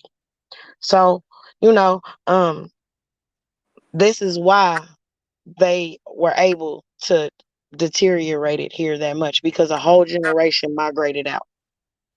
Well, A and whole you got to remember when we were growing up, where Oh did you yeah, I understand. where did you I have understand. you had to go over to another county to work. You Yeah, had to listen, go, I left home. so I left home. I they left were home. I went to Texas. I stayed there. I was gone for about. I didn't come back here until almost 2014. That's when I came back, and it was right at Tamika Pleasure running over the little girl and all of that stuff. And I didn't do anything for another 5 years after that because I was just working trying to pay my BPU bill. I'm being honest. It wasn't until they cut it off and I was like, what the heck is going on around here? That I understood that we didn't run for office. We didn't go away to college and we didn't come back as lawyers and different things, businessmen, and invest into our communities like that. But not invest your money, but invest into running for office and stuff like that and knocking this generational nepotism out because it's thick. I mean, all the way back from 1921, the same family has been in the Register of Deeds office from 1921 years. That is too much. I mean, and It's too much. I mean, it It's really crazy. like I was thinking. I mean, part of some of the stuff when I was living back there, because after I got out of the military, I came back in the mid 2000s, and I was a part of. I was actually a part of the early before it was Black Lives Matter, you know, Yeah. fighting a lot of the police shootings because y'all might not have heard about them, but we had plenty of police shootings in Kansas City. Oh Uh, yeah. and when you know some of these people or know somebody who's related to them, it touches close to home. I mean, myself, I had probably about eight classmates get killed to gun violence before I graduated, and Oh so yeah. I mean I know what it's like there. It's a rough town. It's a really rough town. I mean, even if you're not involved in gangs or crime or any of that, where I grew up, you learn how to tell which type of guns people are using just by hearing it every night. Yeah. You literally hear the shootings and sirens every single night. And that's what it was like growing up there. Mostly my experience in Wyandotte County. And no, let me tell you what my address was because it tickled me a little bit. When I was growing up, my address was 2216 North 27th Street. Oh, you was right around the corner. Exactly. So I said your face looked familiar. So I was in the same area as you growing up and I experienced the same things. You ever Now, you ever me and you, go over to when you get some free time, we're gonna have a talk off of this you podcast. ever go to Young's Um, huh? you ever go to Young's Market? All the time. Okay, yeah, yeah. So yeah, you're right. Yeah, you're right around the corner from me. all the time. Cool, cool. Um, so, but me and you got to have a conversation about some things because a lot has changed since you've been gone. It's not that violent place anymore. It is just our old people. And Mr. Chester Owens is a famous historian here, and I don't think you know him. He marched with Martin Luther King and has the pictures to prove it. He has all his receipts. He was up at City Hall talking to them, and they tried to disrespect him, and I lost all of my. How? Who gives you the right to disrespect our elderly like that? Well, he was the only one there. His grandkids ain't there. Nobody's there with him. So yeah, that's what they're gonna do, Mm-hmm. and that's why I'm like, I came back here because my mom got sick. Literally. That's why I came home. My mom got sick. I'm the only girl, and I got to take care of my mom. She's better now, and I'm running for office. But I didn't want to leave after that because Quindaro has no young people on it. It's only the older generation that was there before we left who was in their 40s and 50s at the time. They're now older and they're there by themselves and nobody to fight for why um, their BPU bill costs just as much as their Social Security check. Well, So, and I was trying to fight that when I was the back there. I remember literally I went out to Topeka, state capital, and at the time, what was it called? It was called a ghostwriter tax, which they were trying hmm to pass. And so this ghostwriter tax, what it was going to do is for all the people who were delinquent on their payment or had a remaining balance, they were going to take that total remaining balance and then split it amongst the rest of the customers, and so just add a tax on them just because. And I was trying my best to fight against it, get people out there, got them to reschedule a couple of times. And then when they finally held the hearing, they decided to have one of those 3 a.m. meetings all the way up hmm to the Capitol.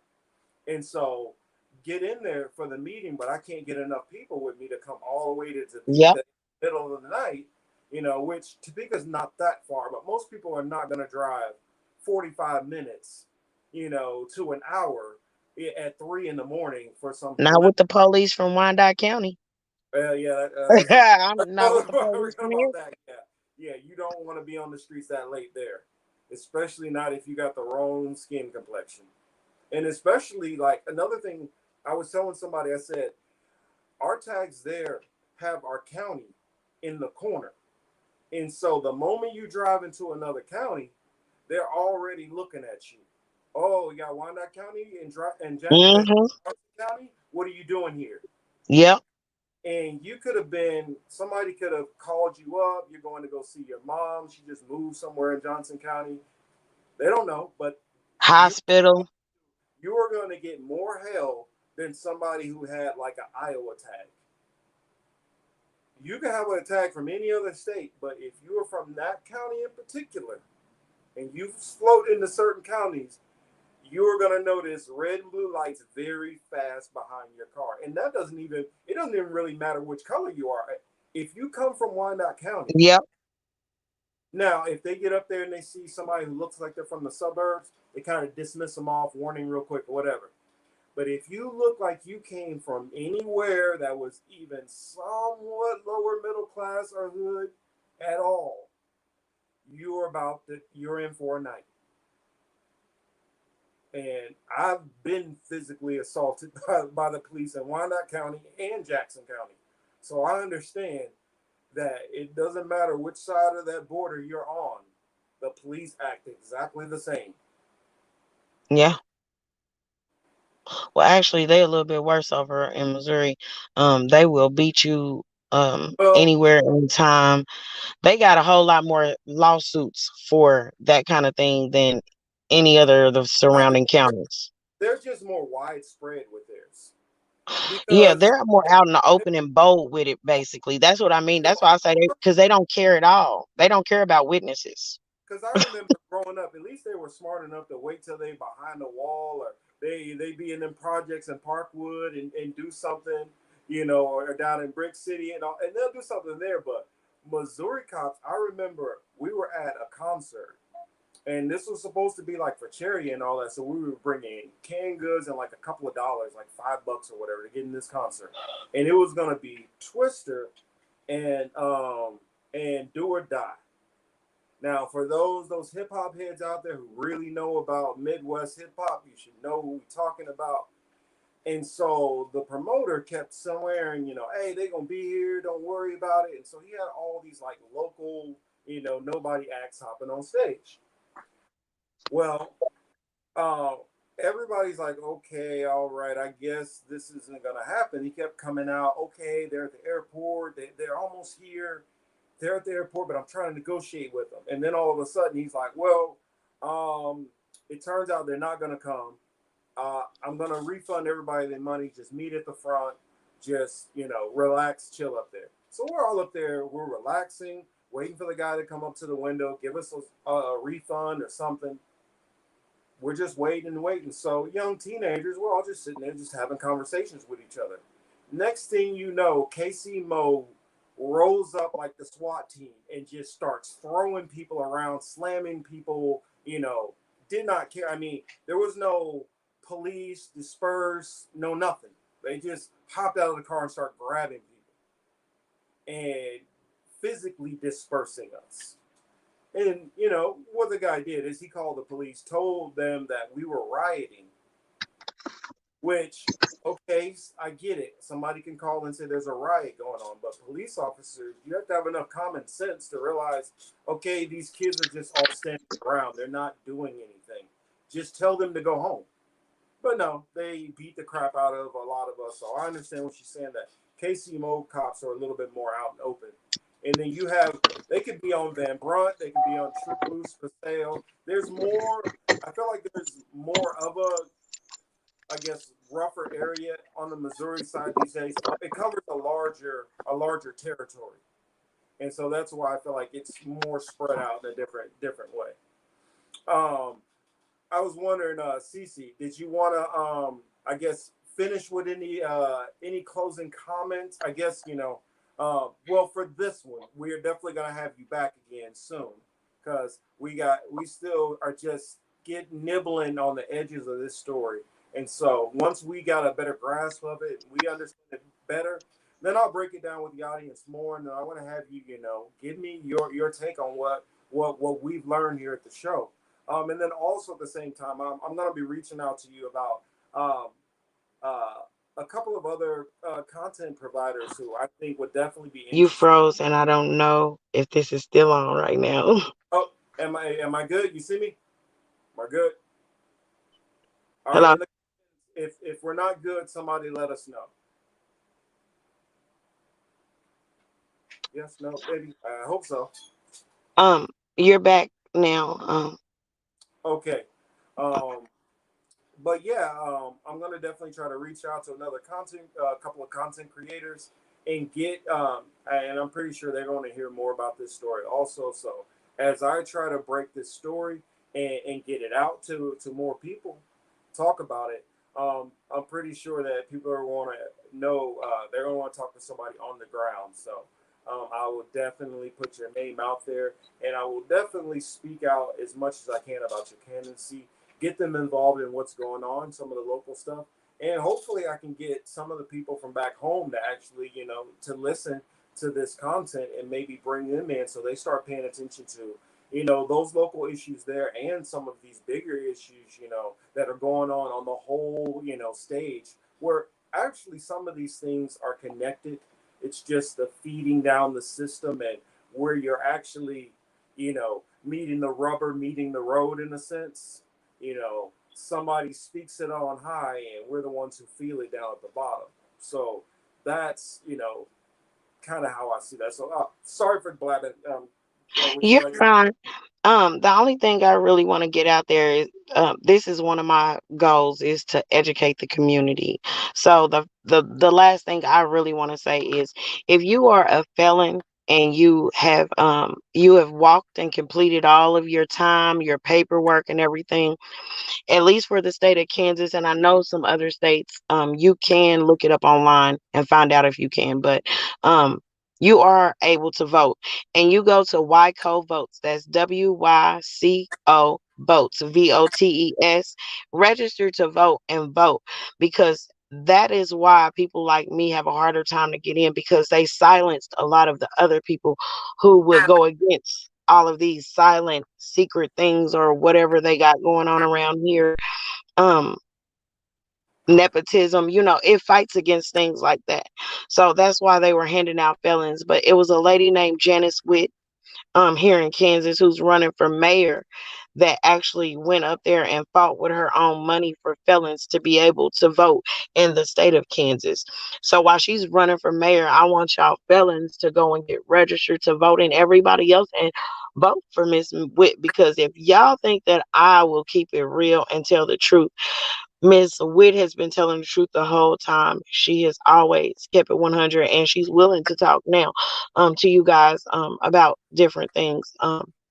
However, uh, the mayor is countywide, and we don't want to mess up her chances of getting in. But she will, um, be honest about anything that has receipts on it. But go register to vote, To keep her on and vote for us. I'm sorry. to keep her on the safe side, we'll wait till after election to bring her in. Yeah, yeah. And I encourage that, because we're trying to get every opportunity we can to balance it out here. It's been this way for, I know, 30. Me and you got to have a conversation, because when you have a whole probably year worth of material to talk about with receipts about it. So we Mm. really got to get together and talk about some things. And I don't have to be here for every show, because there's some other people out here who have stories and things like that, that are willing to just sit down and do the same thing. That's kind of how I got fed up. I got fed up, really, and that's what made me run. I'm not a candidate. I'm not a politician. I'm not any of that. I'm a resident and a voter before I'm any kind of candidate. I am a community member, and like I said, I'm qualified for the job, so I ran for the job, because why should I not when they do? They hold those positions. They don't do anything in favor of us. They don't listen to us. um, they don't worry about our concerns, and they sure don't worry about our elderly when they will cut off their lights for $167 in the heat. And this person was immobile, so, and on oxygen. So I And mean, like, they don't care. oh, well, a lot of people don't realize that. This is one thing I always remember. It didn't matter if it was Kansas City or Chicago, but every summer we would always hear about how many elderly people died every summer.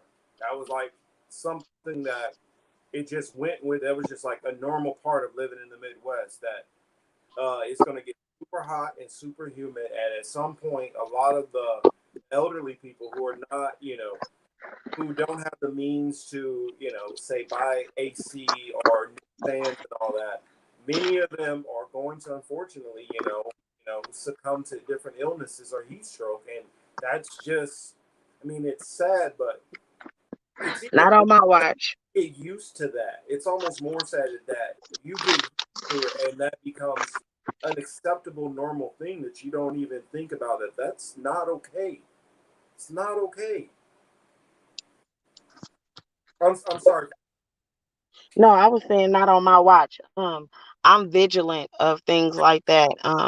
Not only in my neighborhood, but I'm out in the community a lot. I have kids and different things, so I'm out and about, and so I love elderly people, so I kind of check on them and stuff. If somebody ain't been outside or whatever, or the lights ain't came on, I'm going to knock on your door, to make sure you're okay, especially if you're over a certain age or you're handicapped. So, and I worked in medical for a long time before I ever ran for office. So it's my natural instinct to take care of people. But uh, I haven't heard a lot about now. The homeless people, we had that, but like people in their houses passing or dying because they didn't have air conditioning. Yeah, we've been kind of vigilant about that down here, at least in the lower numbers of town, if you will. That's what you call them. It's called the East Side. That's out west. Yeah, I was like, yeah, if you in them low numbers, you gotta watch out. low numbers. Back in, Hey, you do. I mean, because well, it especially used to have like it was a short phase, but you did have gangs for a while. There wasn't no short phase. That was all the way from 89 until like 2001 or 2. That was not a It short wasn't. phase. I guess it wasn't that short. I mean, well, I guess for me it feels like it's short because they still do that here where I'm at. Like they still like how it used to be in the '90s for us. It is still that way out here, and it's just it's so weird to me. It's like you really are walking around like that fool wearing red. I mean, Yeah. I'm like, In what? 2021 though, in 2021, 2021. we're still doing this. Hey, now I it was something funny. It's a Crip that was on Facebook that I know that was in his 40s that had been doing that in Schlegel. And I'm like, you about to be a grandpa. Like, are you serious?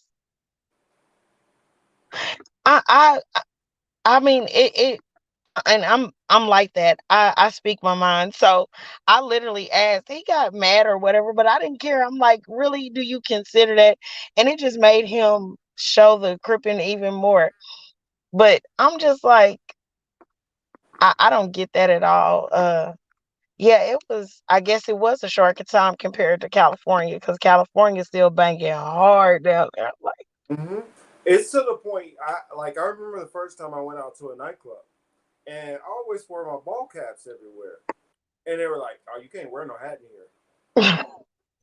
They were like, "Yeah, man, you some other gang will see that," and I'm like, "What? Are you serious? I can't walk into a nightclub that has a bouncer outside because y'all are that still afraid of some gang stuff." Chicago is another one I heard. Oh, Oh, they still banging out there in Chicago. I mean, and it's because the Kings keep most of that going. The Latin Kings. well, I don't know about no, I don't even, Lord, that's the last of my thought. But I did want to say this. The reason why our gangs didn't last as long as the rest is because the biggest gang I heard here recently, and some people got receipts, was the Boys in Blue. And I'm not talking about those Crips. Like, they were behind everything according to the Well, investigation that's going on. So, yes, yeah, well, what I will see, so, and this will go back to old research even before all this stuff. yeah, The reason why yeah, I always kind of kept my ear to the ground on stuff that's going on there, because even though it's in the grand scheme of like a lot of these cities, it doesn't seem like a big city. It doesn't seem like a lot of stuff's going on, and it always kind of gets lost in the pages. But there is so much historical crazy shit that's went on there that I'm like, this is a huge deal, and like it's not even mentioned hardly in history. And like one of the things which I'm talking about, for instance, is a lot of people when you talk about mob, they'll think about New York, the Northeast. They'll think about Chicago. They'll think about L.A.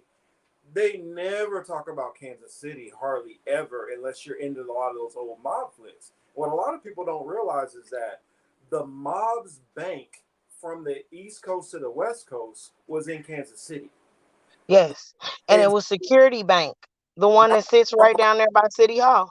my mom used to actually do home health, and she was doing home health literally next to that old place. Now, not at the same time, of course, but that same what was it, like bakery or whatever, where they were doing all the numbers in the movie Casino.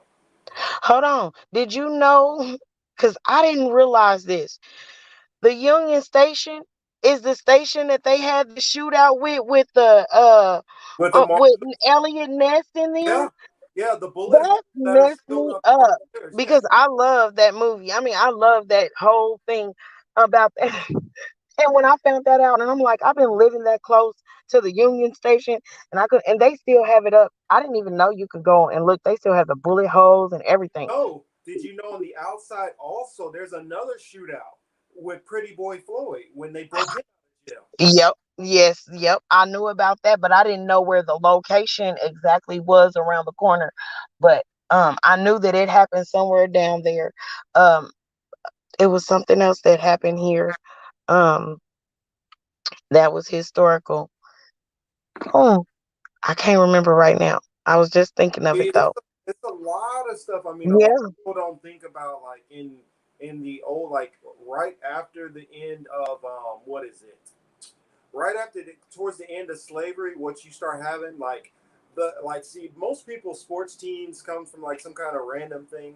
Ours literally comes from something. The Jayhawk, which is like Kansas University, that's their mascot. The Jayhawks are actually a militia which used to fight against the Missouri Tigers, Wait a minute. and I that gotta tell you this. Jesse James and all that stuff, and the Hatfields. Hold on to your seat. I Mm-hmm, gotta tell you this because you probably don't know, and it's gonna hurt your feelings a little bit. So you know the famous black team, the Monarchs. mm-hmm. They just named. They got a baseball team out, like a semi-pro team that they named the Monarchs. That was all white. A lot of people raised a whole lot of hell, and they're still named that. I just seen them on Facebook and was like, "Oh, that hurt a little bit." Like literally, I Ugh, feel like that's a slap in the face. You that's know? a, to Yeah. take to take Uh, literally hey. Yeah. to That's take how they do literally things. the most prideful thing that the community in Kansas City, which has gotten stomped on, the only thing that they really can hold on to that and jazz, and you gotta go and just piss all on it. I mean, Yeah.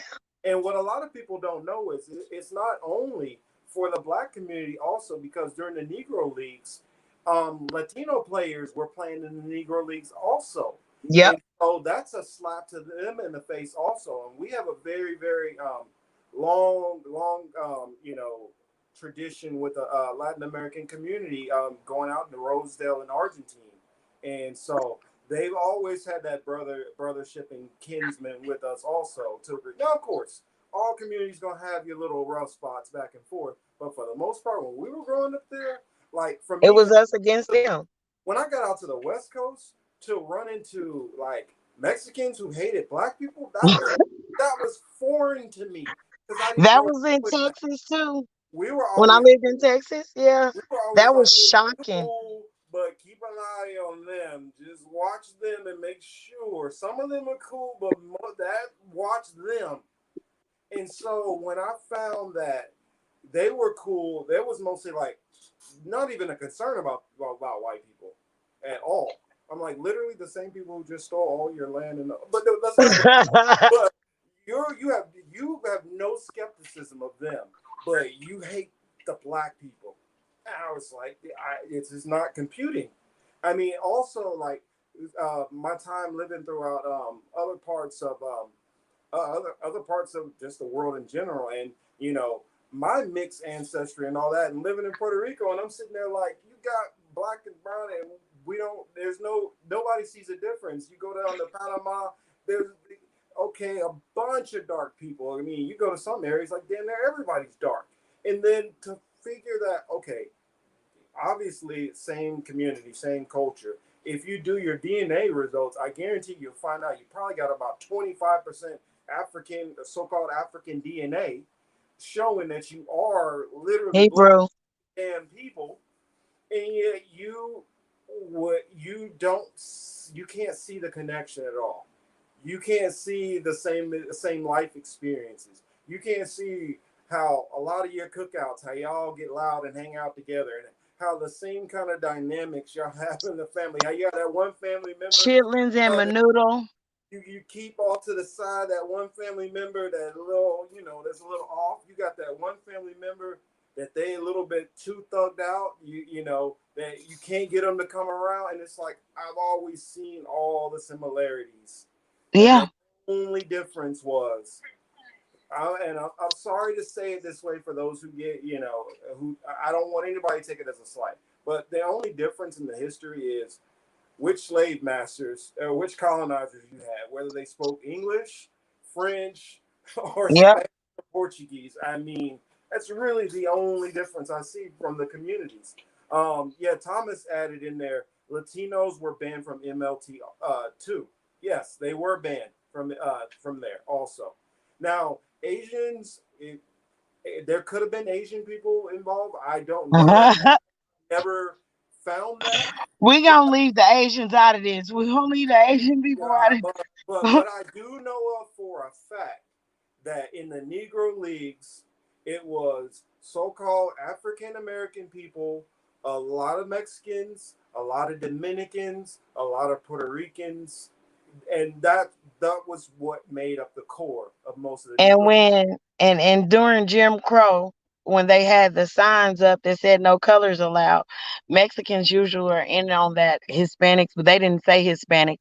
Mexicans were on that sign as well. They Yes, they didn't have too many. They put other sometimes if they were Omri, they would have other. I think Asians were on there, but for the most part, those signs usually included no colors allowed and no Mexicans. I will not reuse that were, word that they put on there, were but on the signs for the grass. It used to put no blacks, no Mexicans, no dogs, no blacks, no Mexicans. I mean, yeah, I guess they have a sense of humor. Um, no, that is not. a sick one. But what I'm saying is that like that same kind of shared history.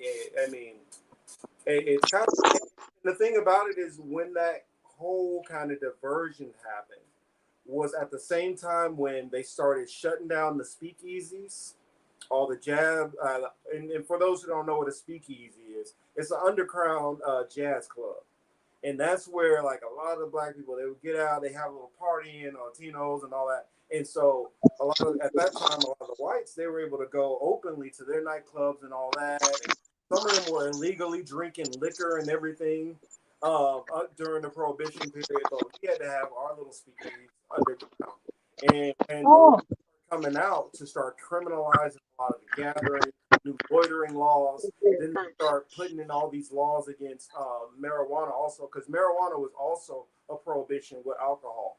All of those things were targeted against the whole jazz and club night and Reefer Madness. reefer madness exactly. And so that was where a lot of those things started to impact. Now, granted, I realize I want to make this disclaimer. There were always allies and there were always victims, um, you know, from the white community who stood up against this. And honestly, the reason why I felt like they tried so hard to shut down the jazz clubs and the speakeasies is because if you look at what happened in the 50s and 60s, as the music started to come out, I got music it, Eddie. started bringing people together. And I think they saw that starting to happen at an earlier stage because this isn't often talked about, but a lot of the a lot of the blues, a lot of the blues players, musicians, which came on a little bit later, some of the white ones, they got inspired by those jazz stuff that they snuck into as kids, and so all of those things through having that communal the communal interchange is how you start to build some of those allies. And so as long as you got those allies and you realize where the problem is, it's always up top. And like I say, with politics, what they do is they have one side as a dog on a leash, the other side is a dog on a leash, and they just keep shaking us and shaking us and shaking us and getting us aggravated for that moment when they let us loose on each other and attack each other. Let's see. I see. She's moving right now. Um, coming into the build. Oh, let's see. Someone. Oh, she was saying that she gets. Oh, okay. Oh, sorry. Private. That was a private message. Never mind. But L, I was wondering any comments because I know that you've definitely done some research on the reefer madness. Not that much. No. I just mention it because it's one of those examples of like propaganda to keep people from taking a drug, and then you end up selling it back to the people later on. Mm-hmm. So it's like from 1936. I did get some of the information up, and it was originally made as "Tell Your Children," and sometimes titled as "The Burning Question: Dope Addict, Dope Youth, and Love Madness." It was specifically a propaganda film about drugs, revolving around the melodramatic events that ensue when high school students are lured by pushers to try marijuana, from a hit-and-run accident to manslaughter, suicide, conspiracy to murder, attempted rape, hallucinations, and descent into madness from marijuana addiction. It was directed by Louis J. Gassner and featured a cast of mainly little-known actors, of course, because they did make like a comedy of it at one point, starring Kristen Bell. I don't remember who else was in it, but that was more recent. They did like a remake of it, but they really made it as satirical as possible. But the thing that's funny is like they sell drugs to you in the beginning, in some cases like heroin in the 1900s. 1910, I believe, over the counter, and then they make it an illegal drug later on when it turns out that was really bad for you. They do the same thing with cocaine and morphine and everything. And then they do this with marijuana where they say, hey, don't do marijuana, and then later on they put it on the market. It's like the opposite. They put it on the market and let people in Colorado and stuff sell it and get taxed on it and everything just to make a buck. So it's funny how everything turns around over time. Well, I think that's just more indication of how corrupt those leaders are, and it's like, and it shows that they don't really stand for anything. I mean, even if we disagree with the principles, can you stick to one of them? Which way you're gonna go with some of this stuff? There are no principles. There's just pandering. That's what politicians in power do, or predators in power, as I like to call them, do. Well, because people say elites too much, and they may think they're elites, but they are not, because most of them are puppets of the military-industrial complex, the pharmaceutical-industrial complex, the other, whatever other complex they've got going on at the time. It's people being moved in certain directions. Like, for instance, the recent thing with Hancock from the UK, Matt Hancock, who got caught with his arms around someone who he's not married to, while he's telling other people not to hug in the UK. So, in the health secretary, he's the health secretary, and he's doing exactly what Neil Ferguson did, and then he said that Neil Ferguson should resign, and then now it happens to him, and now he has to resign and, take the high road, and people are still pretending like he's a decent human being, which is hilarious, and not a complete hypocrite like everyone else. And it's also just interesting to see how he's been kind of pushed aside, kind of like what Fauci did, like with the Fauci emails, they kind of went after him a little bit in the media, but then it kind of dissipated after a while. I think something similar is happening here. I don't know if they're going to actually throw him under the bus again, Fauci here, but they're definitely throwing this guy under the bus, and it seems really obvious that he was honeypotted or something in that situation. And we'll see what happens from it, but I don't think it's going to turn up any good results for the UK anytime soon in London. But hopefully that protest got a lot of attention, and people will start to wake up and see that none of these people have the answers. They're just given the cheat sheet, basically, from someone else who's got more power than they do and can run over them anytime. Well, I was wondering, you got any COVID update that you've been I know you're always researching a bunch of different stuff. So, what kind of stuff you've had that you've been working on now?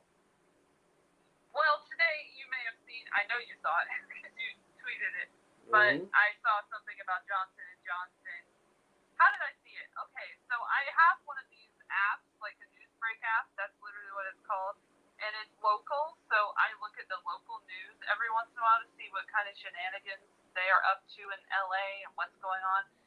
And somehow I got to Johnson & Johnson agreed to pay $230 million to settle a New York opioid claim from CBS News. And it's good that I'm getting these verifiable sources or whatever while I'm doing that.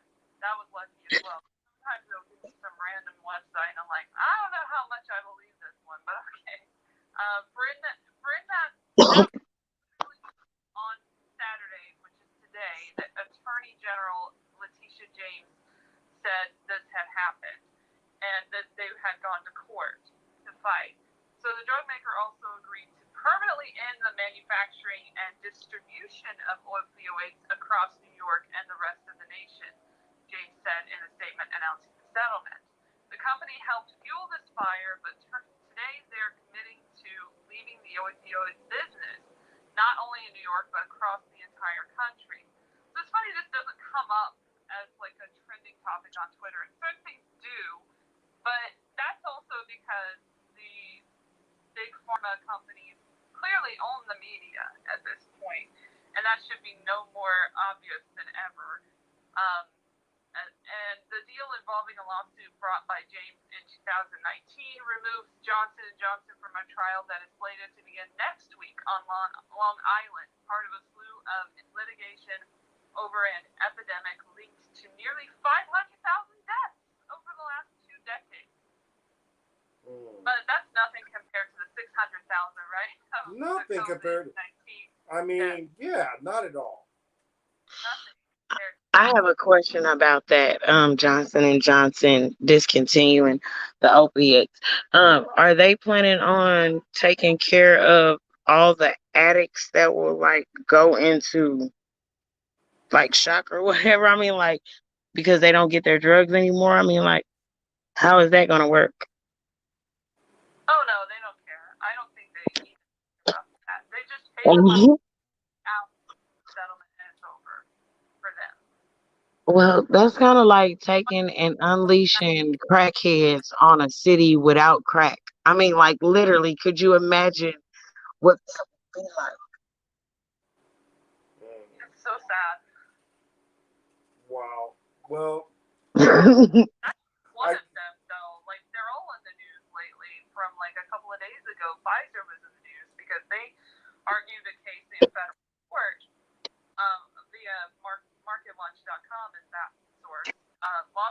Lawsuit tests anti-kickback law that has snared pharmaceutical giants, and they were in the district court for the Southern District of New York, same place.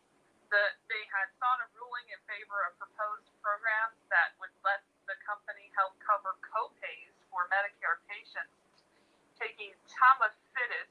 No, that's not right. Tafamidis, tafamidis, I'm not sure. $225,000 a year cardiovascular drug. The lawsuit against the U.S. Department of Health and Human Services filed last year is a test of federal policies that block drug manufacturers from giving Medicare patients direct copay assistance and restrict their ability to funnel such assistance through independent patent assistance charities. So the pharmaceutical companies offering anything of value to induce Medicare patients to take their drugs risk running afoul of federal anti-kickback laws. So Pfizer's in a lot of deep shit, and then the other one is, and then AstraZeneca as well is headed to court because there's a whistleblower in that situation, which is really interesting. An ex-AstraZeneca employee wins $2.4 million in the whistleblower suit. This is from June 23rd via BloombergLaw.com. And a former AstraZeneca Pharmaceuticals LP employee won $2.4 million in damages after being fired for raising the alarm that an executive was marketing drugs for unapproved uses. They do this all the time. So they violated Oregon's whistleblower statute, which protects employees from facing retaliation for good faith reporting of wrongdoing. The federal court jury found. It awarded plaintiff Suzanne Ivey $510,423 in back pay and $1.8 million for emotional distress, suffering, and reputational harm. The jury did not find her claims of age and employment discrimination or retaliation supported by evidence, according to its verdict rendered Tuesday in the U.S. District Court for the District of Oregon at Portland. She repeatedly tried to warn her bosses that an executive was planning to market anti-inflammatory drugs meant to prevent severe symptoms of chronic obstructive pulmonary disease from worsening as a preventative that could treat mild to moderate issues, according to her 2019 complaint. Such misrepresentation, also known as off-label marketing is prohibited by federal law, but it still happens all the time, and that's what leads to this. So that's just three of the big top, big pharma companies that make the vaccines that we're all supposed to kill, like help us. I almost said kill, help us, and also protect us against the Delta variant, which is going to kill us all if we don't have it. So it's interesting to read that news that you don't get from ABC, CBS, like on a daily basis when they're yelling at your face about getting the vaccine. So I think it's really important that people do their research as much as possible on these companies and see what they're dealing with in terms of their legal woes, because it's always something with these companies, and they shouldn't have even been empowered to begin with to be able to make these vaccines in the first place. And in the Pfizer's case, they pretty much outsourced it to BioNTech anyway, because they knew they didn't have any credibility. So it's just interesting to see what all is going on with that in the real world, where people are actually seeing results from this in a very visceral way, in the addictions, in the fraud lawsuits and everything. Like, it's important that we bring that up as much as possible, because people are falling for their shit, and they're like literally promoting these companies on TikTok and Twitter and Instagram and everywhere. Is insane. We have been like, it's the most propaganda I've ever seen, and it's even worse now because of social media than it was in 1976 during the swine flu fake epidemic. So we just got to be aware of what's happening. It's very difficult when you're being bombarded with this information that's all based on false input from companies that are not to be trusted in the first place. You can't trust them to tell you how effective their drugs are. It's absolutely ridiculous. Oh, Miss L didn't get to hear about how the companies are set up down here through our little stuff, did she? She wasn't on here when we did that, huh? Hi, Miss L. I'm Cece. Hey, Cece. I'm still listening. So, so here, the way they have the company set up is the smaller businesses have to pay. Only 78% of our county actually pays a BPU bill, which is our utility company. The larger companies like Walmart and General Motors and all of those kinds, they don't have to pay a BPU bill. They get those 20-year tax abatements and all of that. And then when that 20 years is up, they'll build something on and reapply for the 20-year tax abatement. So in turn, they'll never pay taxes. Seem like, I mean, stuff like that's what's going on here. It's happening everywhere, I'm sure. It's just a big. Yeah. It's really a lack of involvement from the community on things like this, though. I think that the community then kind of got lax on going to the meetings. Our grandparents, and I have to speak of it in my sense because I really don't know, about too much more. But like my grandparents' generation went, but my parents' generation didn't go to the town hall meetings. Um, and I'm trying to get my generation that's left here because it is some of us that are still here, but you can't miss work because if you do, you're not gonna be able to pay BPU. I'm just serious, and that's kind of how I'm wondering. I think it's all a part of the plan. I'm People serious. don't know. It cannot be a Right to work. coincidence. Go That's ahead. I'm a finished. right to work state. People don't realize that they can Like fire it's crazy. you. You It can. is. It's just crazy. So, but I was finished. I was finished. You can go ahead, Mr. Marcus No, I was just or gonna say Miss L. it's a right to work state, and they can fire you for damn near anything. And so they don't mess around there. I mean, so you'll be like, oh well, I need to try to get this time off, and I'll take this day off, and you might even have the days, and all of a sudden they're looking at you a little sideways because you took 2 or 3 days off back to back or something. Next thing you start seeing that they've hired somebody new, and now Yep. I got to Oh, this and then they dude. want you to train them. Yep, and then next thing you know, you miss one more day. They're like, hey, at the end of the day, just come by and come talk to me real quick. And they'll wait till like a Friday. The end of the day Work after a you work whole the day. whole day. Mm-hmm. And Fire then, me in the morning so I can go back home and go to sleep. well, when I worked at Lowe's, at least Lowe's would fire me like at the beginning of a day. Like Lowe's will have you. You get up for work. You got dressed, shower, and everything. Get in. You putting your vest on. You start setting up at your register or whatever you're doing for the day, and then they call you over. Hey, Marcus, I need to come talk to you real quick. Can you come into my office whenever you have a moment? Whenever you have a moment, you come talk to me real quick. And then they send your ass home and then walk you out with two escorts. I'm like, you didn't have me come in the first place. And now Exactly. you're escorting me out, making me look like a damn criminal or something. Yep. Text me. Oh I man. literally. Well, I know I can keep going on and on and on, and I don't want to. I don't want to put my audience and my guests through too much because I know it's later in the areas. Me and Elle, we can. I know Elle doesn't sleep. Elle's like me, whether she'll admit it or not. But I'm an insomniac. see, I told you she's just like me, so we'll be up all night long. But I know my audience. Our audience is a lot of them. A lot of times on the East Coast, and I try to take care for those on the East Coast because over there, who knows what time it is right now? Maybe like 2 in the morning, I guess, or something like that. Maybe two, maybe three. I don't know. Yeah, it's 1 o'clock here.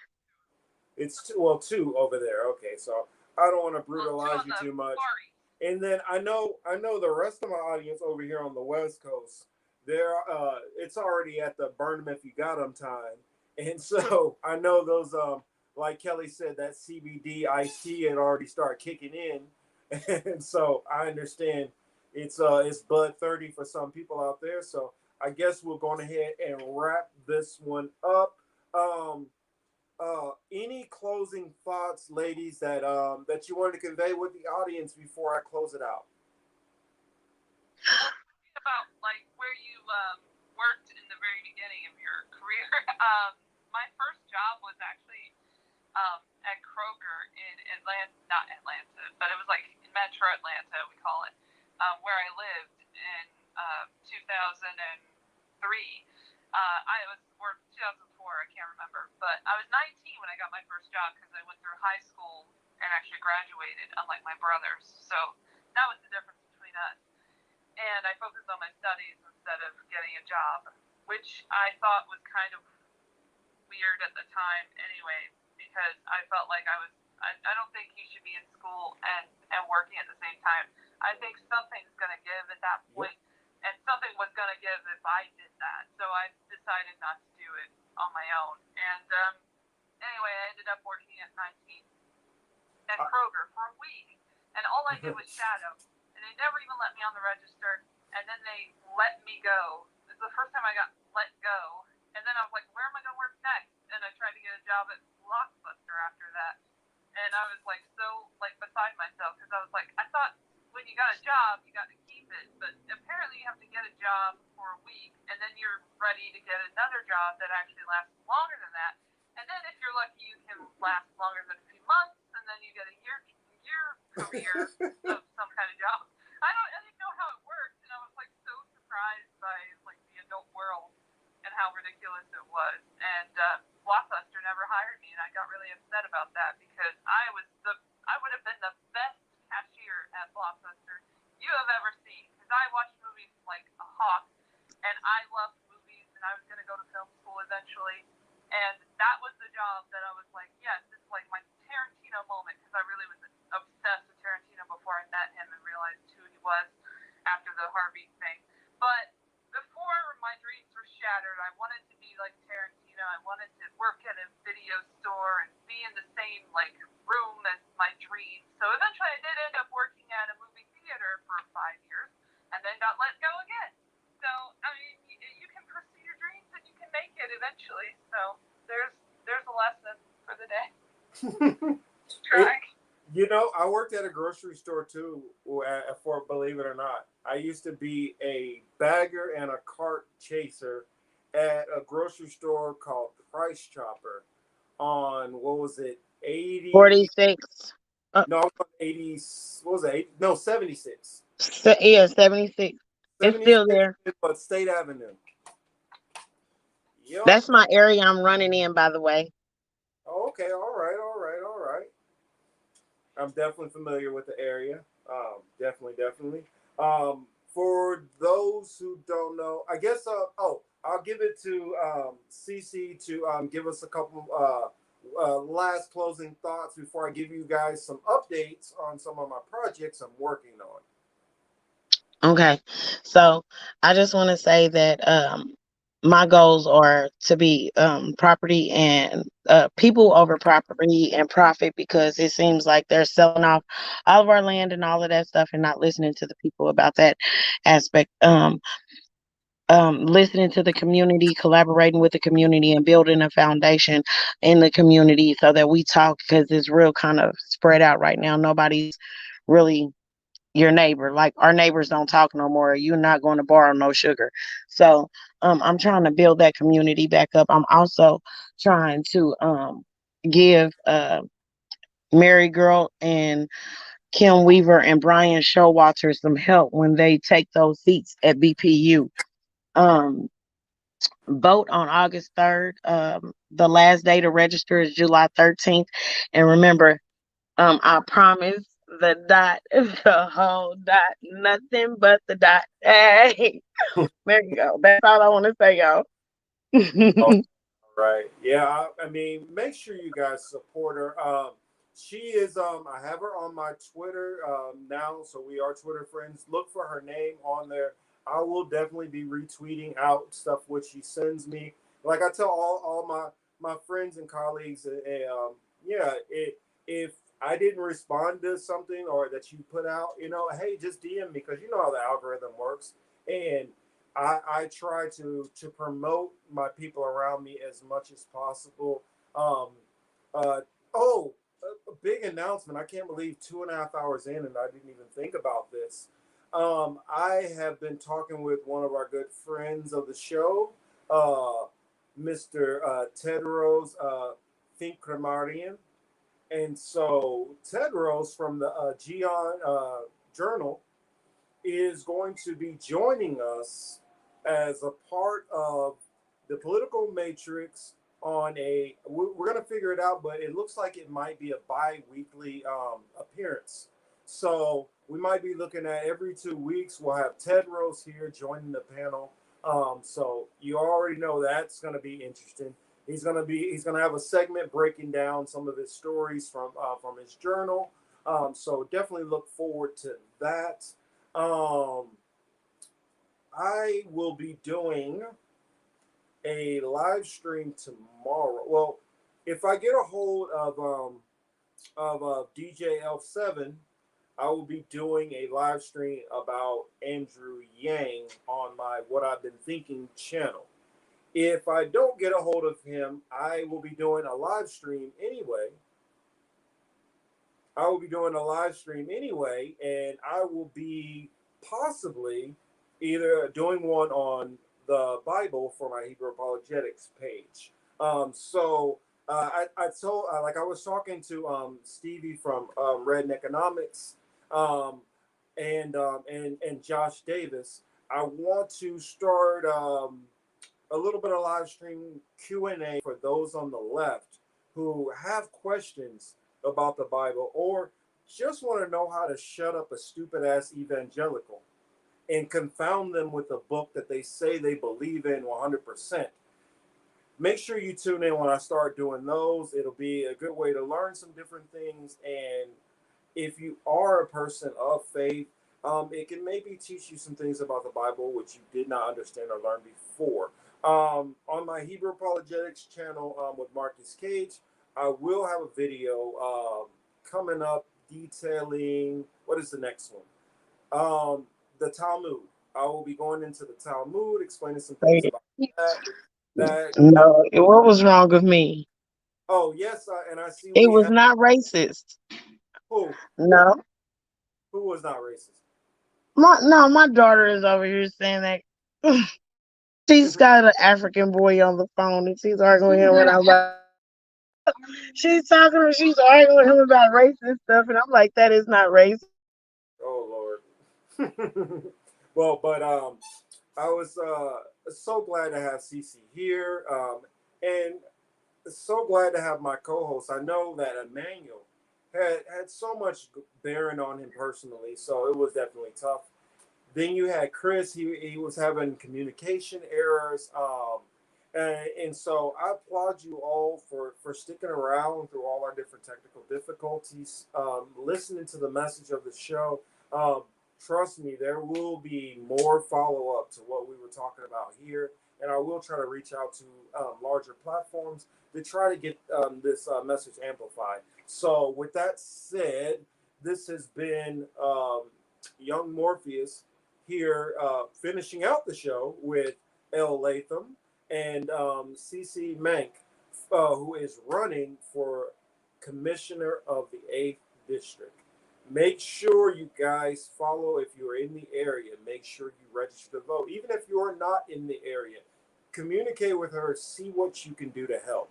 Maybe it's just getting her message out, getting more influence on her candidacy, or if you can donate, please reach out to her and help her for donations. I know it doesn't matter what you run for, every candidate needs donations. So please help out the small candidates, and please always try to give them a platform. Any other content creators who are watching, if you'd like to get her on, she's very down to earth, very humble and cool. So please just reach out to her and get her on there. And I'm still going to be out there bugging you guys and bringing up these subjects. So look forward to that. See, Chris was way out. Yeah, Chris is in Miami, and I know how it gets in the signals in Miami. I know how that happens when you get around South Beach, and next thing you know, you go into Wet Willie's and go get you a triple size rum punch, and all of a sudden your signal starts getting a little funny. I know how that works. No, but I'm just playing. I know Chris was actually trying to get on, so just playing around. But that said, you all have a great night. Thank you so much for being here, and always keep your eyes out for all of our content as a whole. Not only political matrix, not only hero apologetics, not only what I've been thinking. Make sure you go over to L's channel. L has a YouTube channel also, and she also has a podcast. Please make sure you are listening and following and keeping up with the stories she's dropping. There's a lot of different issues, and so you need to hear all of us to keep up with everything. Can I say something about that real quick? Yes, of course. Oh yeah, I wanted to let you guys know that from now on, in my podcast, I think it would be easier if I put timestamps. So I'm gonna try and do that for the next episode, and then I'm gonna put clips up on YouTube so you can watch it in little bursts rather than hearing the whole hour or hour and a half of the whole thing. And you can just like choose what you're gonna listen to or watch, whatever. I'll try to put some visual on it too, since I'm a photographer. I can probably put something together on the topic at hand. And then I also wanted to say the links to the articles are in the chat as usual. I was very diligent to try and get as much information in there as possible. So just copy and paste it at your leisure. L. Thank you, L. No problem. And nice to meet you, Cece, and very good luck with the campaign. And I hope things get better. I'm listening. I'm sorry. Why not? Is she breaking up? I'm No, no, like, no. She said it was a pleasure to meet you, and she really, she wishes you good luck on your campaign. thank you. And it was nice meeting you too, Miss L. I wish you would reach out. I heard you were an awesome researcher, and I got some research for you, lady. I, So well, if well, I'll, interested, just reach out. I'll put you two together and then let you get with L, and I'm pretty sure L wouldn't mind bringing you on her podcast. Probably go through some of this information also. Mm-hmm. So yeah, we'll make sure to set that up afterwards. Get you all get everything together. Like I told you before, our chat and our co-host, we're all about the truth, and so that's what we just try to push for. we are going to be rabble rousers and going to ruffle some feathers. So be prepared that you're going to get that from all of us. Sometimes I'm the duck duck goose who pops up, and I'm the controversial one who ticks people off. Sometimes it's Chris. Sometimes it's L. But nonetheless, it's always going to be one of us. Just know that we're doing all in sincerity and love, and we are trying to convey the truth. That said, this has been the Political Matrix. You all have a wonderful night. Thank you. Thank you so much.